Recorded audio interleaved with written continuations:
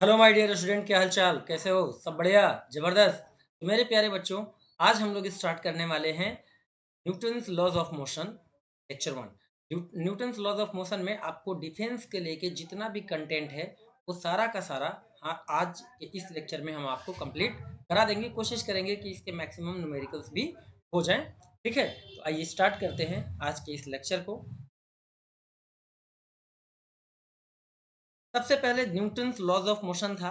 Initial stage पे हम लोग न्यूटन बाबा के बारे में थोड़ी बहुत जानकारी कर लेते हैं, क्योंकि न्यूटन बाबा के बारे में अगर हम नहीं पढ़ेंगे ये चैप्टर बड़ा बेकार लगेगा। क्योंकि न्यूटन्स लॉज ऑफ मोशन है तो जाहिर सी बात है न्यूटन से शुरुआत होती है। थोड़ा सा इन्फॉर्मेशन हम न्यूटन के रिगार्डिंग भी जान लेते हैं। एक्चुअली में न्यूटन सर के बारे में ये हिस्ट्री है, न्यूटन सर की थोड़ी बहुत बेसिक इन्फॉर्मेशन है। अगर आप जान लोगे तो अच्छी बात है, नहीं जानोगे कोई नहीं, हम आपको बताते हैं। About sir Isaac Newton. Isaac Newton भी लोग इनको बोलते हैं, है ना। पहले ये केवल सर नहीं लगा था इनके नाम के आगे, केवल आइजैक न्यूटन थे। बाद में इनके नाम के आगे सर भी लगा, क्यों लगा आइए सब कुछ जानते हैं। Sir Isaac Newton was born on 4 जनवरी 1643। इनका जन्म देख लो, 4 जनवरी 1643 को हुआ था। बेसिकली ये एक इंग्लैंड में हुआ था, एक जगह है। उस जगह का नाम कुछ अजीब सा है, एक छोटा सा गांव है, उसका नाम आप देख रहे हो, पढ़ पाओ तो पढ़ लो। ठीक है, क्लस्टर वर्थ। ठीक है, और ये थ्रोप ऐसे लिखा है। यहाँ पर इनका इंग्लैंड का एक छोटा सा गांव है जहाँ इनका जन्म हुआ था। He was an English physicist and mathematician. ये एक भौतिक विज्ञानी भी थे और ये गणितज्ञ भी। ठीक, and one of the most important thinkers in the scientific revolution. इनके वजह से साइंस में बहुत सारे रिवोल्यूशन है, बहुत सारी चीजें हुई। तो अब आगे डिग्री सुनोगे ना तो हाँ, आप कहोगे कि अच्छा ऐसा भी हो सकता है क्या। देखो डिग्री के बारे में, Isaac Newton studied at the Trinity College Cambridge in 1661। ठीक है ना, 1661 at 22 in 1665। A year after beginning his 4 years scholarship, Newton finished his first significant discoveries in mathematics, where he revealed the generalized binomial theorem. He was bestowed with his a BA। अब देख रहे हो, इन्होंने Trinity college से BA की degree की और इसके इस 4 साल के ड्यूरेशन के दौरान इन्होंने बाइनोमियल थ्योरम मैथमेटिक्स में डिस्कवरीज भी की, उसी साल बीए के दौरान ही। तो ऐसा आप कभी मत सोचना कि जो लड़का आर्ट साइड का है, आर्ट साइड से स्टडी कर रहा है, कॉमर्स से कर रहा है, उसकी साइंस में रुचि नहीं हो सकती और वो साइंस में डिस्कवरीज नहीं कर सकता या कुछ इन्वेंट नहीं कर, कुछ भी कर सकता है।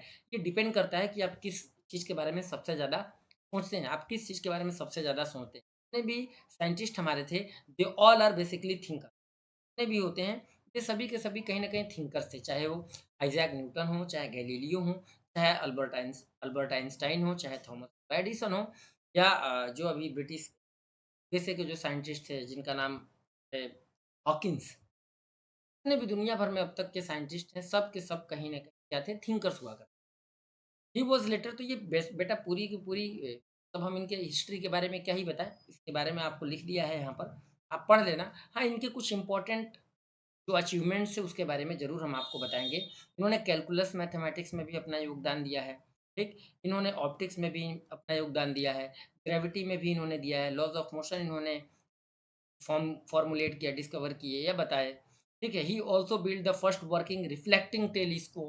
उन्होंने सबसे प ये he also build the first working reflecting telescope. Refracting type नहीं, reflecting type telescope. He showed that Kepler's law of planetary motion are exceptional cases of Newton universal gravitation. ठीक है ना, तो अपने जो इन्होंने यूनिवर्सल लॉ ऑफ ग्रेविटेशन दिया था, उसके यहाँ पे केपलर्स लॉ को भी बहुत सारी चीज़ें कंक्लूड किया इन्होंने। ठीक, तो ये सारी चीज़ें इन्होंने इनके लाइफ टाइम के अचीवमेंट्स रहे हैं, जो कि काफ़ी इंपॉर्टेंट। अब हम आगे चलते हैं लॉज ऑफ मोशन पे। बेसिकली चैप्टर है हमारा लॉज ऑफ मोशन से रिलेटेड। तो आइए लॉज ऑफ मोशन के बारे में जानते हैं। तो लॉज ऑफ मोशन में सबसे पहला हमारे पास एक टॉपिक आता है कॉन्सेप्ट ऑफ एनर्सिया। इस कॉन्सेप्ट ऑफ एनर्सिया को सबसे पहले अगर किसी ने दिया था वो ये व्यक्ति थे, जिसका नाम था गैलीलियो गैलीलाई। तो ये जो गैलीलियो गैलीलाई थे, बेसिकली इनका रुचि तो ज़मीन पे कम और आसमान में ज़्यादा रहता था, लेकिन फिर भी इन्होंने कॉन्सेप्ट ऑफ इनर्शिया को सबसे पहले बताया था। कि इन्होंने क्या कंक्लूड किया था, क्या कंक्लूड किए थे इन्होंने, चलिए इसके बारे में समझते हैं। गैलीलियो गैलीलाई ने सबसे पहले ये कंक्लूड किया था कि object constantly move when no force act on them. इन्होंने सबसे पहले ये बात कंसीडर की थी अपने कई सारे एक्सपेरिमेंट करने के बाद, और एक्सपेरिमेंट क्या था वो भी नीचे हम समझा देंगे अभी आपको, कि इन्होंने एक कुछ एक्सपेरिमेंट्स किए। उस एक्सपेरिमेंट को परफॉर्म करने के बाद इन्होंने कंक्लूड किया कि कोई भी ऑब्जेक्ट कॉन्स्टेंटली मूव कर सकता है, लेकिन कब? When no force act on them, यानी जब उस बॉडी पर कोई भी फोर्स एक्ट ना हो। He noted that when a marble rolls down on an inclined plane, जैसे कि ये एक मार्बल बॉल है और ये एक इंक्लाइंड प्लेन है, पर अगर रोल डाउन करता है, तो अगर ये हाइट यहाँ से एच है, तो अपोजिट डायरेक्शन में भी ये बॉल एच हाइट तक जाता है। वही चीज़ अगर इसके स्लोप को थोड़ा, यानी कि यहाँ पर ये स्लोप और ये आइडेंटिकल थे, लेकिन अगर इसके स्लोप को हम थोड़ा-सा इंक्लिनेशन को चेंज कर देते हैं, अगर हम इंक्लिनेशन को चेंज कर दिए और एच हाइट से इस तरफ से अगर हम बॉल को रिलीज़ किए, तब भी हमारा बॉल उसी हाइट को अचीव। और अगर सरफेस को हम हॉरिजॉन्टल कर दिए, बॉल को रोल किए, तो ये कंटिन्यू उसी से ट्रैवल कर रहा है। ठीक है? तो इसका मतलब इन्होंने कंक्लूड किया कि अगर इस सरफेस में कोई फ्रिक्शन ना हो, बॉल जिस भी स्टेट में होता है, वो उसी स्टेट में मूव करना स्टार्ट कर देता है। ये इनका फाइनल कंक्लूजन। और इन्हीं सब चीज़ों को स्टडी करते हुए न्यूटन हमारे लॉज दिए, और उस लॉज को हम लोग कहते हैं Newton's first law of motion, यानी कि लॉ ऑफ इनर्शिया के नाम से। ठीक है ना? तो इन्होंने यही बताया कि इट्स वेलोसिटी, कि अगर कि when a marble rolls down on an inclined plane, its velocity increases, कि अगर यहाँ से बॉल यहाँ तक आएगा, तो यहाँ पर बॉल की वेलोसिटी इंक्रीज कर चुकी होगी, लेकिन जैसे ही ये बॉल इस डायरेक्शन में अब फिर फर्दर मूव करेगा, उसकी वेलोसिटी डिक्रीज करेगी। लेकिन जहाँ से रिलीज किया गया है उतना हाइट ये फर्दर अचीव करेगा, अगर दोनों की बात समझ में आ रही, उतनी ही हाइट अचीव करेगा। सरफेस का इंक्लिनेशन कैसा है, ये मैटर नहीं करता है। ठीक है? When it climbs up, Galileo argue that when the marble is released from the left, it would roll down and reaches the opposite side of the surface same height from which it was released. बात समझ आई? इसके बाद और भी कुछ बातें थी जो हमारे गैलीलियो साहब ने बताए। क्या बातें हैं गैलीलियो साहब ने जो बताई, तो भी हम बहुत अच्छे से जानेंगे। गैलीलियो ने ये भी बात बताई, गैलीलियो कंक्लूड दैट कि unbalanced external force must change the marble motion, कि अगर उस मार्बल पर अनबैलेंस्ड एक्सटर्नल फोर्स अगर एक्ट हो रहे हों, तो मार्बल के मोशन को क्या कर देंगे, मार्बल के मोशन को चेंज कर सकते हैं। बात समझ में आई? Must change the marble's motion, however no net force is required to keep the object in uniform motion. इसका मतलब ये है कि किसी बॉडी को मोशन में रखना है, तो किसी भी तरीके का नेट फोर्स नहीं होना चाहिए। यानी कि अगर एक बॉडी पर नेट फोर्स की वैल्यू 0 है और वो बॉडी मोशन में है, तो वो स्टिल मोशन के स्टेट में रहे। बॉडी क्या करेगी? मोशन में है तो मोशन में ही रहेगी। वो अपना स्टेट चेंज नहीं करेगा, ना ही वो अपना डायरेक्शन चेंज करेगा। ऐसा गैलीलियो ने अपने एक्सपेरिमेंट परफॉर्म करने के बाद कंक्लूड किया। अब it is difficult to achieve zero unbalance force in practical situation, लेकिन जीरो अनबैलेंस फोर्स हो, ये रियल लाइफ में अचीव करना, ये काफ़ी कॉम्प्लिकेटेड होता है। ठीक है ना? बात समझ आ रही है? It is very difficult to achieve zero unbalance force in practical situation as the marble stop after travelling some distances. जिसके वजह से क्या होता है कि अगर इस मार्बल को हम यहाँ से रिलीज करते हैं, ठीक है ना? बात समझना, अगर हम, ठीक है, अगर हम इस मार्बल को यहाँ से रिलीज करते हैं बेटा, तो ये इस हॉरिजॉन्टल सरफेस पर ट्रेवल करते करते करते करते करते करते एक सर्टेन डिस्टेंस तक जाके रुक जाता है। रीजन क्या है कि इसके मोशन को अपोज करने के लिए कहीं ना कहीं फोर्स ऑफ फ्रिक्शन रिस्पॉन्सिबल है। अगर इस सरफेस को और मार्बल को हम इतना स्मूथ कर दें कि फोर्स ऑफ फ्रिक्शन हमारा जीरो हो जाए, क्या, फोर्स ऑफ फ्रिक्शन जीरो हो जाए, बात समझो, कौन सा फोर्स, फोर्स ऑफ फ्रिक्शन, ये हमारा जीरो हो जाए, force of friction and small F की वैल्यू अगर जीरो हो जाए, तो फिर मार्बल कहीं भी रुकेगा नहीं, वो कंटिन्यू उस सरफेस पर मोशन की स्टेट में रहेगा। क्लियर है? ये बात समझ में आ गई? ये बात इन्होंने कहा, लेकिन ये जीरो अनबैलेंस फोर्स अचीव करना, ये एक डिफिकल्ट टास्क है, ये इजी नहीं है। तो this is because the presence of the frictional force. ऐसा क्यों होता है? बॉडी एक सम डिस्टेंस ट्रेवल करने के बाद रुक जाती है, चला यहाँ से हमने बॉल को रिलीज किया, और ये इस पाथ पर जाते जाते एक सर्टेन डिस्टेंस पर जाके यहाँ स्टॉप हो गया। रीजन, फोर्स ऑफ फ्रिक्शन या फ्रिक्शनल फोर्स, ये इसके लिए रिस्पॉन्सिबल है। अब जब ये फोर्स ऑफ फ्रिक्शन इस चीज के लिए रिस्पॉन्सिबल है, क्योंकि ये क्या करता है, मोशन को अपोज करता है, इसके वजह से ऑब्जेक्ट एक सर्टेन डिस्टेंस ट्रेवल किया हॉरिजॉन्टल सरफेस पे, मान लो कुछ ये एस डिस्टेंस ट्रेवल किया, जाके रुक गया। लेकिन इस फ्रिक्शनल फोर्स को हम रिड्यूस तो कर सकते हैं, ठीक है ना, लेकिन इसको कंप्लीटली एलिमिनेट नहीं कर सकते, कंप्लीटली इसे एलिमिनेट नहीं कर सकते, प्रैक्टिकली तो इतना पॉसिबल नहीं है, ठीक है। बट हम स्टेटमेंट में ये चीज मान सकते हैं कि क्वेश्चंस जो हमारे आते हैं विद फ्रिक्शन भी आ सकता है, विदाउट फ्रिक्शन, ठीक है। अब आगे चलते हैं। तो इनके इस एक्सपेरिमेंट को, इनके इस स्टेटमेंट को ध्यान में रखते हुए हमारे न्यूटन बाबा थे, जिन्हें हम सर आइजैक न्यूटन कहते हैं। तो आइजैक न्यूटन ने स्टडी किया Galileo's idea on the force in motion and introduced three fundamental laws that govern the motion of the object and they are called Newton's laws of motion. और इन्हीं Galileo के experiment से Newton बाबा की सफर शुरू होता है, Newton laws of motion का। Clear है। अब आते हैं हम लोग न्यूटन बाबा के लॉज ऑफ मोशन की तरफ। तो इन्होंने, इनका जो फर्स्ट लॉ था हमारा, फर्स्ट लॉज ऑफ मोशन, वो क्या था?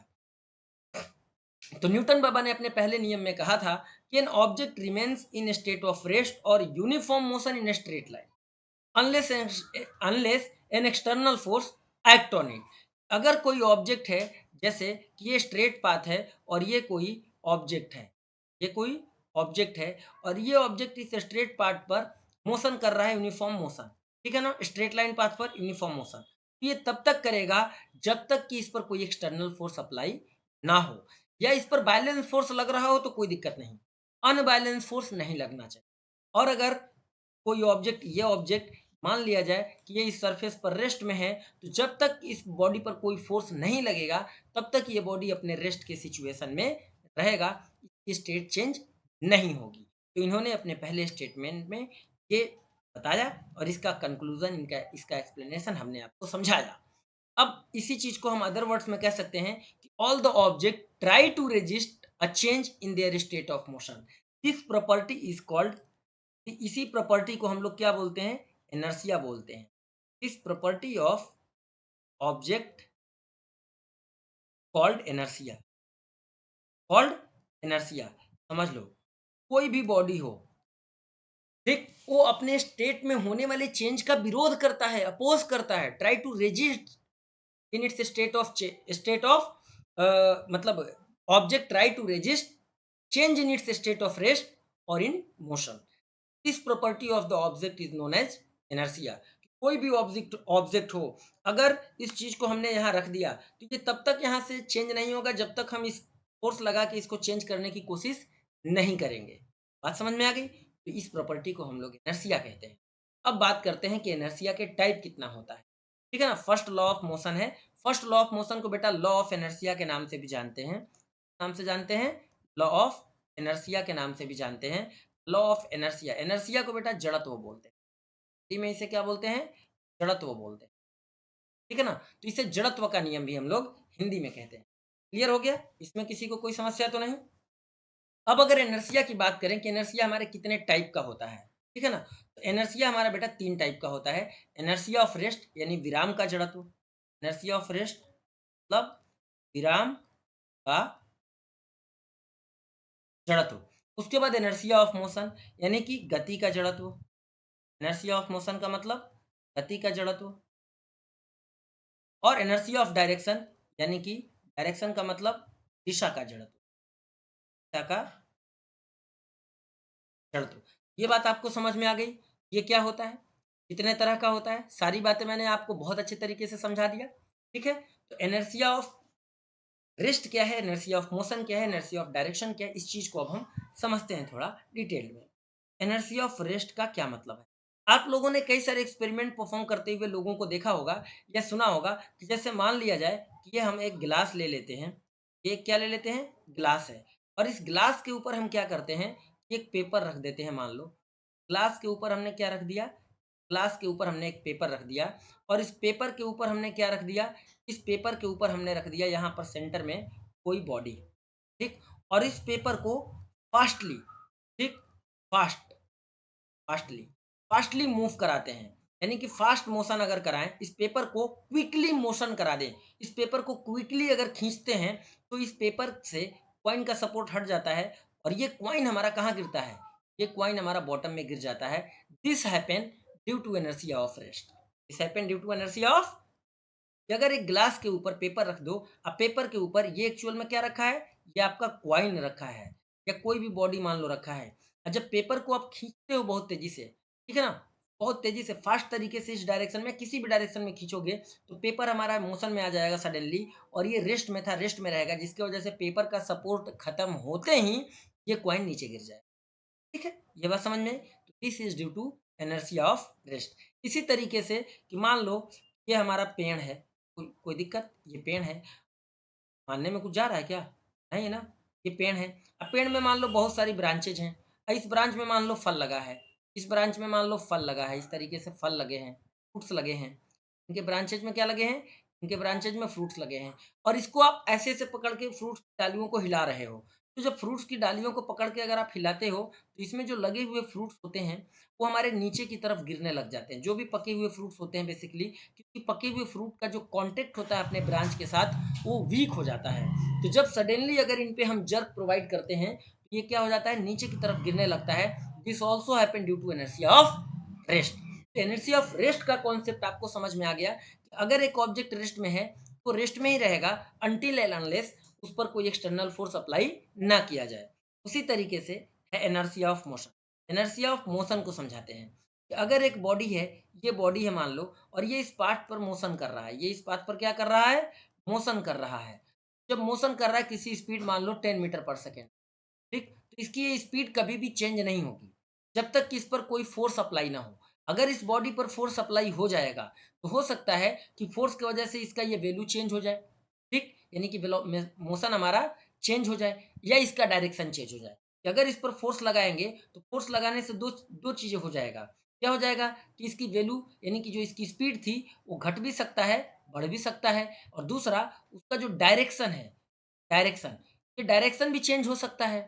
तो अगर ये फोर्स ना लगे, अब्सेंट रहे, ये फोर्स लगे ही ना, तो बॉडी जिस भी स्पीड में ट्रेवल कर रहा है और जिस डायरेक्शन में ट्रेवल कर रहा है वो उसी डायरेक्शन में कंटिन्यूअस ट्रेवल करता रहेगा।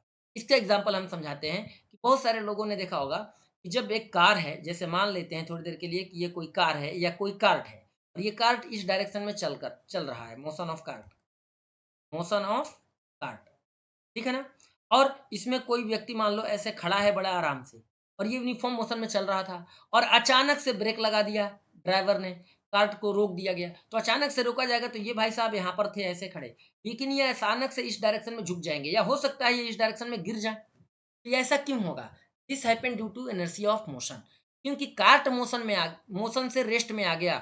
अगर ब्रेक लगा के कार्ट को हम रेस्ट में कर दें, कार्ट रुक गया, लेकिन जो यहाँ पर बॉडी है, यहाँ पर जो बॉडी है, जो व्यक्ति है इस तरीके से खड़ा है, ये कंटिन्यूअस मोशन में ही रहेगा इस डायरेक्शन में, जिसकी वजह से वो गिर सकता है आगे की तरफ, ठीक है ना। तो इसके क्वेश्चंस भी इस तरीके से आते हैं, भाई बस में ट्रेवल सफर कर रहा हुआ पैसेंजर जब ड्राइवर सडनली ब्रेक लेता है तो फॉरवर्ड डायरेक्शन में लीन हो जाता है, why? This happen due to inertia of motion, this happen due to inertia of motion, ठीक है ना। बात समझ आ रही है? अगर ये ऑब्जेक्ट है, इस ऑब्जेक्ट को इस पर रख के मोशन करा रहे हैं और अचानक से इसको रोक दे तो देखो ये गिर गया आगे जाके, आगे रोल कर गया, जबकि हाथ हमारा रुक गया था, ये इस पे रखा है। अब ध्यान से देखो कि आपके सामने ही है, ये हमारे हाथ पर है, हम इसको मोशन कराए रोके, वो देखो लुढ़कते हुए गिर गया, आगे चला गया, कि किसके वजह से? This happen due to inertia of motion. Clear है?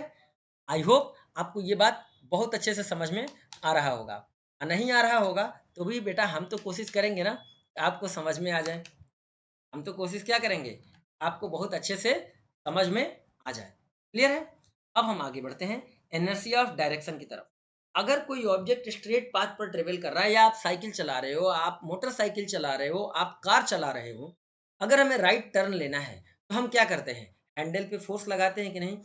इसका मतलब ये हुआ जब तक हम उस पर फोर्स नहीं अप्लाई करेंगे तब तक किसी मूविंग ऑब्जेक्ट का डायरेक्शन भी चेंज नहीं होता है। अब कार का एग्जांपल ले लो, अगर कार स्ट्रेट पाथ पे जा रहा है या तेजी में है और वो अचानक से राइट टर्न लेता है, उसके अंदर बैठे हुए पैसेंजर, अगर कार राइट टर्न लिया तो पैसेंजर लेफ्टवर्ड बेंड हो जाते हैं, और अगर कार ने लेफ्ट टर्न लिया तो पैसेंजर राइटवर्ड टर्न हो जाते हैं। ये क्यों होता है? क्योंकि ये इनर्शिया ऑफ डायरेक्शन की वजह से ही होता है। बॉडी अभी भी एक्चुअल में उसी डायरेक्शन में मूव कर रही है जिस डायरेक्शन में इनिशियल स्टेट में था, जब चेंज हुआ तो उस पर एक कहीं ना कहीं पुश लग रहा है, एक फोर्स लग रहा है, एक वर्चुअल फोर्स लग रहा है, रियल में तो लग नहीं रहा।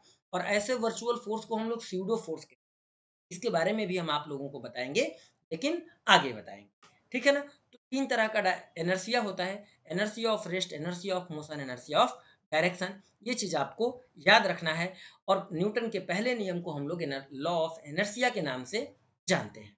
अब इसके बाद हमें आप लोगों को समझाना है, इस कॉन्सेप्ट के बाद, concept of linear momentum. Linear momentum का क्या concept, concept of linear momentum. Linear momentum को हम लोग हिंदी में रेखीय संवेग कहते हैं। लीनियर मोमेंटम को हम लोग हिंदी में क्या कहते हैं बच्चों, लीनियर मोमेंटम को हम लोग हिंदी में रेखीय संवेग कहते हैं। जैसे कि अगर कोई बॉडी, जैसे मान लो ये m मास की बॉडी है और ये किसी वेलोसिटी वेक्टर p के साथ ट्रेवल कर रही है इस डायरेक्शन में, तो इसका जो लीनियर मोमेंटम है इसको रिप्रेजेंट किया जाता है p से, और it's a vector quantity. It's defined as the product of mass and velocity. इसके इक्वल होता है, इट्स डिफाइंड एज द, लिख लो, it's defined as the, defined as the product of, product of mass and velocity, mass and velocity. किसी body का mass और उसके velocity के प्रोडक्ट को ही हम लोग लीनियर मोमेंटम कहते हैं। A linear momentum is represented by vector, it's a vector quantity, it's a vector quantity, ठीक है।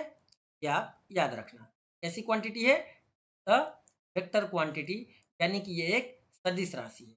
इसका डायरेक्शन होता है, direction is same as, direction is same as velocity. इस डायरेक्शन में बॉडी हमारा मोशन कर रहा है, वही डायरेक्शन हमारा मोमेंटम का भी होता है। अब अगर यूनिट की बात करें तो मास का यूनिट होता है किलोग्राम और वेलोसिटी का यूनिट होता है मीटर पर सेकेंड। तो इस तरीके से इसका एसआई यूनिट होता है किलोग्राम मीटर पर सेकेंड।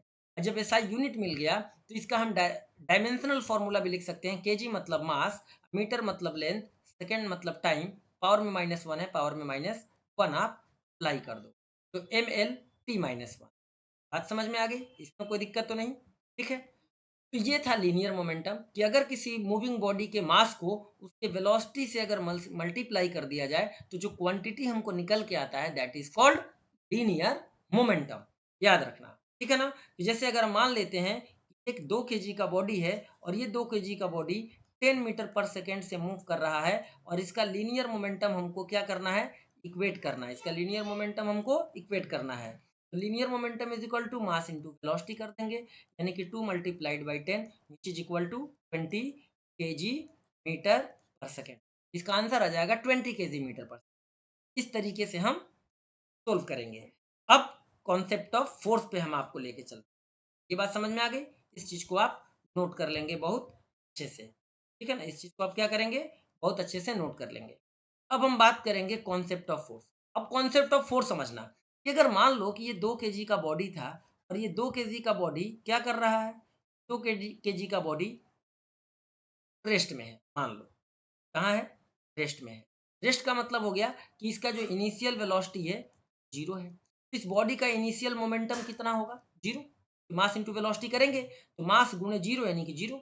अब इस बॉडी पर आपने क्या किया, इस 2 kg वाले बॉडी पर, 2 kg वाले बॉडी पर आपने एक इतना सफिशियंट फोर्स लगाया, इतना सफिशियंट फोर्स लगाया कि ये बॉडी ने रेस्ट से अपने आप को कुछ टाइम के बाद एक वेलोसिटी गेन कर लेता है। मान लेते हैं कि ये वेलोसिटी हमारा 5 मीटर पर, ठीक है ना। तो एक सर्टेन टाइम इंटरवल के बाद, क्योंकि इस बॉडी का इनिशियल वेलोसिटी जीरो था, कुछ नहीं था, और एक सर्टेन टाइम के बाद, ठीक है ना, आफ्टर सर्टेन टाइम, क्या बोला मैंने, after certain time, after certain time, body क्या किया, बॉडी ने एक वेलोसिटी गेन कर लिया, कितना गेन कर लिया, 5 मीटर पर सेकेंड। तो उस एक सर्टेन टाइम को अगर हम मान ले डेल्टा टी लिख दें, तो इस डेल्टा टी इंटरवल के बाद बॉडी का हमारा मोमेंटम कितना हो गया, तो मास इंटू वेलोसिटी, यानी 5 टू जा 10, यानी कि पहले कितना था, जीरो, अब कितना हो गया, 10। तो मोमेंटम में चेंज किसके वजह से हुआ, मोमेंटम में चेंज इस फोर्स की वजह से हुआ, ठीक। और मोमेंट जीरो से 10 होने में टाइम भी तो लगा, यानी जो मोमेंटम में चेंज हो रहा है फोर्स लगाने पर वो टाइम के रिस्पेक्ट में हो रहा है, किसके रिस्पेक्ट में, टाइम के रिस्पेक्ट में हो रहा है। तो इसीलिए जो कॉन्सेप्ट ऑफ फोर्स हमारा आता है, यानी फोर्स का जो एक्चुअल रिलेशन है वो हमारा मोमेंटम से होता है, इससे होता है मोमेंटम से रिलेट करता है। अब फोर्स होता क्या है? फोर्स एक ऐसा एफर्ट है, एक ऐसा कॉज है, बॉडी के स्टेट को, स्टेट ऑफ रेस्ट या स्टेट ऑफ मोशन को चेंज कर देता है, या बॉडी के इवन शेप और साइज को डिफॉर्म कर देता है। ठीक है ना? जनरल भाषा में अगर हम बोले, तो फोर्स को हम लोग जनरल वे में तो डिफाइन करते हैं इस तरीके से, पुल और पुश ऑफ एन ऑब्जेक्ट। क्या कहते हैं? पुल और, ठीक है ना, पुल और पुश इज अ फोर्स, पुल और पुश ऑफ एन ऑब्जेक्ट, यही हमारा फोर्स है। जनरल भाषा में क्या है? पुल और push of an object is a force. कोई दिक्कत यहाँ पे नहीं है कि पुल और पुश ही हमारा फोर्स होता है जनरली। बात समझ में आ रही है? नहीं आ रही है? आ रही है ना? तो ये आप याद रखना कि फोर्स एक ऐसा कॉज है जो बॉडी की स्टेट ऑफ रेस्ट और स्टेट ऑफ मोशन, भाई अगर एक बॉडी को पुल करोगे, हो सकता है कुछ तो चेंजेज आएगा ना, कि नहीं आएगा? पुश करोगे तब भी उसके स्टेट में चेंज आएगा ना। तो एक इतना सफिशियंट एफर्ट लगाया जाए जो बॉडी के शेप साइज और इसको चेंज करता है, वही हमारा फोर्स क्या कर सकता है, वो हमारा फोर्स होता है। अब आप दीवार पे धक्का लगा रहे हो, आप हल्क तो हो नहीं, आप कोई सुपर पावर तो है नहीं, आप कोई सुपरमैन टाइप का आदमी नहीं हो, आप दीवार पे धक्का मार रहे हो, ठीक, मजबूत दीवार है, नहीं टूट रही है, क्यों? जानते ही हो, अंबुजा सीमेंट से बनी है वो, नहीं टूट रही है, क्या कर सकते हैं? तो लगाए, आपने एफर्ट किया, लेकिन उसके स्टेट को ना ही आप चेंज कर पाए, ना ही उसके शेप और साइज को चेंज कर पाए। लेकिन इसका मतलब ये नहीं कि आपने एफर्ट नहीं किया। तो किसी भी ऑब्जेक्ट पे अगर आप पुल करते हो, पुश करते हो, दैट इज कॉल्ड फोर्स। ठीक है? अब हम फोर्स के कैटेगरी में ही आगे बढ़ते हैं। कितने टाइप के हमारे फोर्सेस? बेसिकली हमारे दो टाइप के फोर्स, ठीक है ना? एक होता है बेटा कॉन्टैक्ट फोर्स, कॉन्टैक्ट फोर्स, और दूसरा होता है फील्ड फोर्स। दूसरा क्या होता है? तो हम लोग बोलते हैं फील्ड फोर्स। देखो ये एक्चुअल में साइंटिफिक भाषा है। इसको दूसरे और लोग किस बात कैसे जानते हैं? इसको लोग जानते हैं नॉन कॉन्टैक्ट। एक होता है, यानी जो फील्ड फोर्स है, it's called non contact force. ठीक है ना? अब कॉन्टैक्ट फोर्स एक्चुअल में क्या होता है? अब आपको दरवाजा खोलना है, सेंसर वाला दरवाजा नहीं है, उसमें हैंडल लगा है, तो उस दरवाजा को खोलने के लिए आप क्या करते हो? हैंडल बार को उसको पकड़ते हो, धक्का देते हो, दरवाजा खुलता है, इट्स अ कॉन्टैक्ट। समझ में आया? आप रस्सी के ऊपर कपड़ा सुखा रहे हो, अरे तुम अपना जौकी सुखाओ, चाहे अपना तौलिया सुखाओ, अपना जिन सुखाओ, अपने जो सुखाना है सुखाओ, तुम्हारी मर्जी है। ठीक है ना? तो रस्सी पे जब आप अपने कपड़े फैलाने जाते हो, कपड़े उस पे डालते हो, तो रस्सी में तनाव आ जाता है, स्ट्रिंग में क्या आ जाता है? टेंशन जनरेट हो जाता है। This tension is also a contact force. ठीक है? आप एक टेबल के ऊपर बुक रखे हो, अगर टेबल का सपोर्ट जैसे ये ऑलरेडी है, इसके ऊपर रखा है, अगर हाथ का सपोर्ट हट गया, तो ये क्या होगा? नीचे की तरफ गिरेगा। तो इसका मतलब कि ये अगर नीचे की तरफ जा रहा है, खींच रहा है ना? नीचे की तरफ ये जाने की कोशिश कर रहा है, लेकिन इस हाथ के सपोर्ट की वजह से ये नीचे नहीं जा रहा। तो इसका मतलब कि इसके बदले कोई ना कोई फोर्स काम कर रहा होगा जो इसको बैलेंस कर रहा है। ठीक है ना? कि अगर जैसे ये बॉडी है और ये केवल एयर में सस्पेंड कराएँ, तो एयर में सस्पेंड कराएँगे तो ये बॉडी एयर में रुकेगा नहीं, ये नीचे गिर जाएगा। लेकिन यहाँ पर अगर हम एक सपोर्ट रख दें, यहाँ पर हम क्या रख दें? एक सपोर्ट लगा दिया। अब इस सपोर्ट की वजह से क्या हो गया? अब ये बॉडी नीचे नहीं गिरेगा। ये सपोर्ट भी इसके एक ऊपर फोर्स लगाएगा। इसको हम लोग नॉर्मल रिएक्शन फोर्स क्या बोलते हैं? Normal reaction force. इसको कुछ लोग आर से भी लिखते हैं और एन से भी लिखा जाता है। It's a normal reaction force. It's also a contact force. ठीक है ना? स्प्रिंग वेट नापने के लिए हम स्प्रिंग बैलेंस यूज करते हैं, तो हुक में उसके बॉडी को फंसाया, टांगा, स्प्रिंग के अंदर जो टेंशन जनरेट हुआ, that is called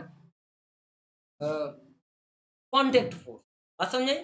basically there are two type of force, contact और non contact. Non contact force is scientifically known as field force. अब नॉन कॉन्टैक्ट फोर्स क्या है? इस बॉडी को हम यहाँ रख रहे हैं और ये नीचे गिर रहा है, तो force of gravitation, it's a non contact force. तो कॉन्टैक्ट फोर्स आपको समझ में आ गया क्या होता है? कॉन्टैक्ट फोर्स हमने आपको बताया। कॉन्टैक्ट फोर्स हमारे कौन कौन से हैं? कॉन्टैक्ट फोर्स लिख लो आप। ठीक, ये हेडिंग पे अभी मत जाओ, इस हेडिंग पे अभी आप मत जाओ, इसको आप थोड़ी देर के लिए हिडन रखो। ठीक है ना? कॉन्टैक्ट फोर्स कौन कौन से हैं? Force of friction, force of friction, ये भी हमारा कॉन्टैक्ट फोर्स है। और नॉर्मल रिएक्शन फोर्स, कौन सा फोर्स? Normal reaction force. ठीक है? नॉर्मल रिएक्शन फोर्स के अलावा हमने क्या बताया? Tension in the string, tension in the string, tension in the string, ये भी हमारा वही फोर्स है। तो ऐसे कई तरह के फोर्सेस हैं जो हमारे कॉन्टैक्ट फोर्स के एग्जाम्पल हैं। अब हम बात करते हैं field force. Non contact force के एग्जाम्पल क्या क्या हैं? तो नॉन कॉन्टैक्ट फोर्स की एग्जांपल की अगर हम बच्चा बात करें, आ जाओ इसके बारे में भी हम जान ही लेते हैं, ऐसे कैसे छोड़ देंगे इस ससुरा को, तो भी जान लेते हैं। इसका एग्जांपल समझते हो फील्ड फोर्स का, ग्रेविटेशनल फोर्स, ग्रेविटेशनल फोर्स, ठीक, इलेक्ट्रोस्टैटिक फोर्स, यानी कि ऐसे लिख लो इलेक्ट्रिक फोर्स, ठीक, forces, magnetic forces, magnetic forces, ये सब हमारे नॉन कॉन्टैक्ट फोर्स, ठीक है ना। तो दो तरह के फोर्सेस होते हैं बेसिकली, कॉन्टैक्ट और नॉन कॉन्टैक्ट। ये बात आपको समझ में आ गया, कोई दिक्कत नहीं। अभी देखो ये एक अलग पैरामीटर है, एक डिफरेंट पैरामीटर भी है, जिसमें हम कहते हैं कि forces are of two type. कौन कौन? तो बैलेंस्ड फोर्स, बैलेंस्ड फोर्स और अनबैलेंस्ड फोर्स। लेकिन ये बैलेंस और unbalance forces are also a part of contact and non contact. बात समझ में आई ना। तो जनरल वे में यानी initially forces are divided into two parts only, contact and non contact force. ऐसे ही एक और कॉन्सेप्ट भी होता है जिसमें बोला गया है कि forces are of two types, conservative and non conservative force. तो कंजर्वेटिव का अपना एक अलग पैरामीटर है, नॉन कंजर्वेटिव का। तो ये सब फोर्सेज को डिफाइन करने के अलग अलग पैरामीटर्स हैं, लेकिन initially forces are of only two types, contact and non contact force. बात समझ में आ गई। इसके बाद अब हम लोग चलेंगे सेकेंड लॉ ऑफ मोशन की तरफ। लेकिन क्या, इतना सब कुछ आप लोग बहुत अच्छे से नोट कर लो और अपने दिमाग में मेमोराइज कर लो। हाँ, तो जैसा कि अभी हमने आप लोगों को बताया टाइप्स ऑफ फोर्सेज में कि डिफरेंट डिफरेंट पैरामीटर्स होते हैं, और उन पैरामीटर्स के बिहाफ पर ही हम फोर्सेज को डिवाइड करते हैं। लेकिन इनिशियल स्टेट पर हमारे फोर्सेज कितने टाइप के होते हैं? दो टाइप के होते हैं, कॉन्टैक्ट फोर्स और non contact force. Non contact force को हम लोग फील्ड फोर्स भी कहते हैं, ठीक है, और इनके एग्जाम्पल्स भी हमने आपको समझा दिए, ठीक है। ऐसे ही हमने बताया कि डिफरेंट डिफरेंट पैरामीटर्स, ये चीज़ आपको ध्यान रखना है। जैसा कि हमने थोड़ी देर पहले ही अभी आपको बताया कि एक पैरामीटर और है जिसमें हम लोग बोलते हैं कि forces are of two types, है ना, जिसमें होता है कि एक बैलेंस फोर्स होता है और एक अनबैलेंस्ड फोर्स होता है। कौन सा? अनबैलेंस्ड फोर्स होता है। तो ये एक डिफरेंट पैरामीटर है। ऐसे ही एक और डिफरेंट पैरामीटर है जिनमें हम फोर्सेज को दो टाइप में, दो कैटेगरी में डिवाइड करते हैं। एक बोलते हैं हम लोग कंजर्वेटिव फोर्स। कौन सा? Conservative force. और दूसरा नॉन कंजर्वेटिव फोर्स, ठीक है, नॉन कंजर्वेटिव फोर्स। तो ये डिफरेंट डिफरेंट पैरामीटर्स हैं जिन पैरामीटर्स के बिहाफ पे हम लोग ये बात करते हैं कि फोर्सेज की हमारी टाइप्स क्या हैं। तो फोर्सेज जनरली अगर हम बात करें इनिशियल स्टेट पर तो केवल दो टाइप के होते हैं, और ये बैलेंस और अनबैलेंस फोर्स या कंजर्वेटिव या नॉन कंजर्वेटिव सब इसी कैटेगरी में हमारे आ जाते हैं, ठीक है। तो इसलिए ये चीज़ आपको ध्यान रखना है। अब हम आपको बात करेंगे सेकेंड लॉ ऑफ मोशन की। अभी तो हमने आपको समझाया टाइप्स ऑफ फोर्सेज, ठीक है ना। तो अब हम आपको लेके चलते हैं, ये सब आप लोगों को बहुत अच्छे से लिख लेना है। अब हम आपको समझाने के लिए ले चलते हैं कौन सा, कि सेकेंड लॉ ऑफ मोशन हमारा क्या कहता है न्यूटन बाबा का, कि न्यूटन बाबा ने हमारे सेकेंड लॉ ऑफ मोशन में क्या रियल में बात बताई थी, क्या रियल में नहीं बताई थी, ठीक। बहुत सारे जगह तो आपको ये मिल जाएगा कि सेकेंड लॉ ऑफ मोशन होता है कि force applied on a body is equal to the product of mass and its acceleration. सही बात है, वो भी होता है, लेकिन एक्चुअल में जो हमारे न्यूटन साहब थे, न्यूटन साहब ने क्या बात बताई थी वो हम आपको बताते हैं। तो न्यूटन साहब ने अपने सेकेंड लॉ ऑफ मोशन में कहा था कि किसी बॉडी पर लगाया गया फोर्स, अगर जैसे ये बॉडी है तो इस बॉडी पर अगर हम फोर्स लगाते हैं और बॉडी का मास m है, तो टाइम के रिस्पेक्ट में इस बॉडी के मोमेंटम में चेंज होगा। ये बात न्यूटन ने बताई थी। और इसको स्टेटमेंट में कैसे लिखा? स्टेटमेंट में ऐसे लिखा कि time rate of change of linear momentum, time rate of change of linear momentum, linear momentum, momentum is proportional to the, या is directly proportional to, directly proportional to applied force on body, applied force on body, ठीक है। बात समझ में आया? क्या बोला कि जो समय के सापेक्ष संवेग परिवर्तन का दर है वो अनुक्रमानुपाती होता है वस्तु पर लगाए गए बल के। अर्थात कहने का क्या मतलब हुआ? कहने का मतलब ये हुआ कि force is directly proportional to dp upon dt। dp upon dt क्या है, यही है हमारा time rate of change of linear momentum. ठीक है, अब जैसा कि पीछे हमने आपको लीनियर मोमेंटम में बता दिया कि p बराबर हमारा क्या होता है, m इंटू वी। अब प्रोपोर्शनल का साइन हटाएंगे तो क्या आएगा, कोई ना कोई कांस्टेंट आएगा, यानी कि dp अपॉन dt। इसमें किसी को कोई समस्या नहीं है। अब लीनियर मोमेंटम हमने आपको पहले ही बता रखा है। ठीक, तो अब यहाँ से हमारा क्या कंक्लूजन निकला, कंक्लूजन ये निकला, ध्यान दीजिएगा आप लोग, कि f is equal to directly proportional into d upon d t. अब p की जगह हमने क्या रख दिया, मास इंटू स्पीड। अब जो मास है रियल लाइफ मोशन के लिए ये इनवेरिएंट है, अदरवाइज जब हम रिलेटिविटी की बात करते हैं, यानी कि जब कोई ऑब्जेक्ट स्पीड ऑफ लाइट से ट्रेवल कर रहा हो तो वहाँ मास भी हमारा चेंज होता है, वेरी करता है। ठीक, मास उस तरीके से इनवेरिएंट नहीं होता, बट रियल लाइफ मोशन में हम मास को कांस्टेंट कंसीडर करते हैं। अब कांस्टेंट हमेशा इस डी बाई डी टी के बाहर रखा जाता है। तो हमारा आ गया k into m d v upon d t. सभी बच्चों को पता है कि d v by d t को ही हम लोग क्या कहते हैं, d v by d t को ही हम लोग एक्सेलरेशन कहते हैं। D v by d t क्या होता है, एक्सेलरेशन।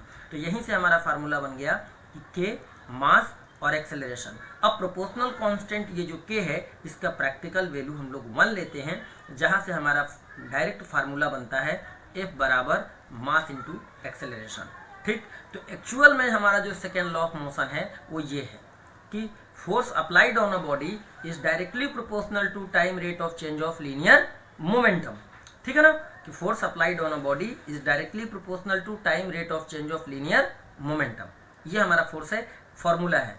ठीक, ये हमारा सेकेंड लॉ है। और इसको जब हम एक्सप्लेन करते हैं और आगे की तरफ बढ़ते जाते हैं, तब हमको ये कंक्लूजन में मिलता है कि इसका मतलब कि force applied on a body is equal to the product of mass and its acceleration. ठीक है, तो यहाँ से आगे बढ़ने पर हम ये चीज़ लिख सकते हैं कि सेकेंड लॉ ऑफ मोशन के हिसाब से, सेकेंड लॉज ऑफ मोशन में हम ये चीज़ लिख सकते हैं, इसका मतलब इस शॉर्ट में भी, कि force applied on a body, कि फोर्स अप्लाइड या act on a body is equal to the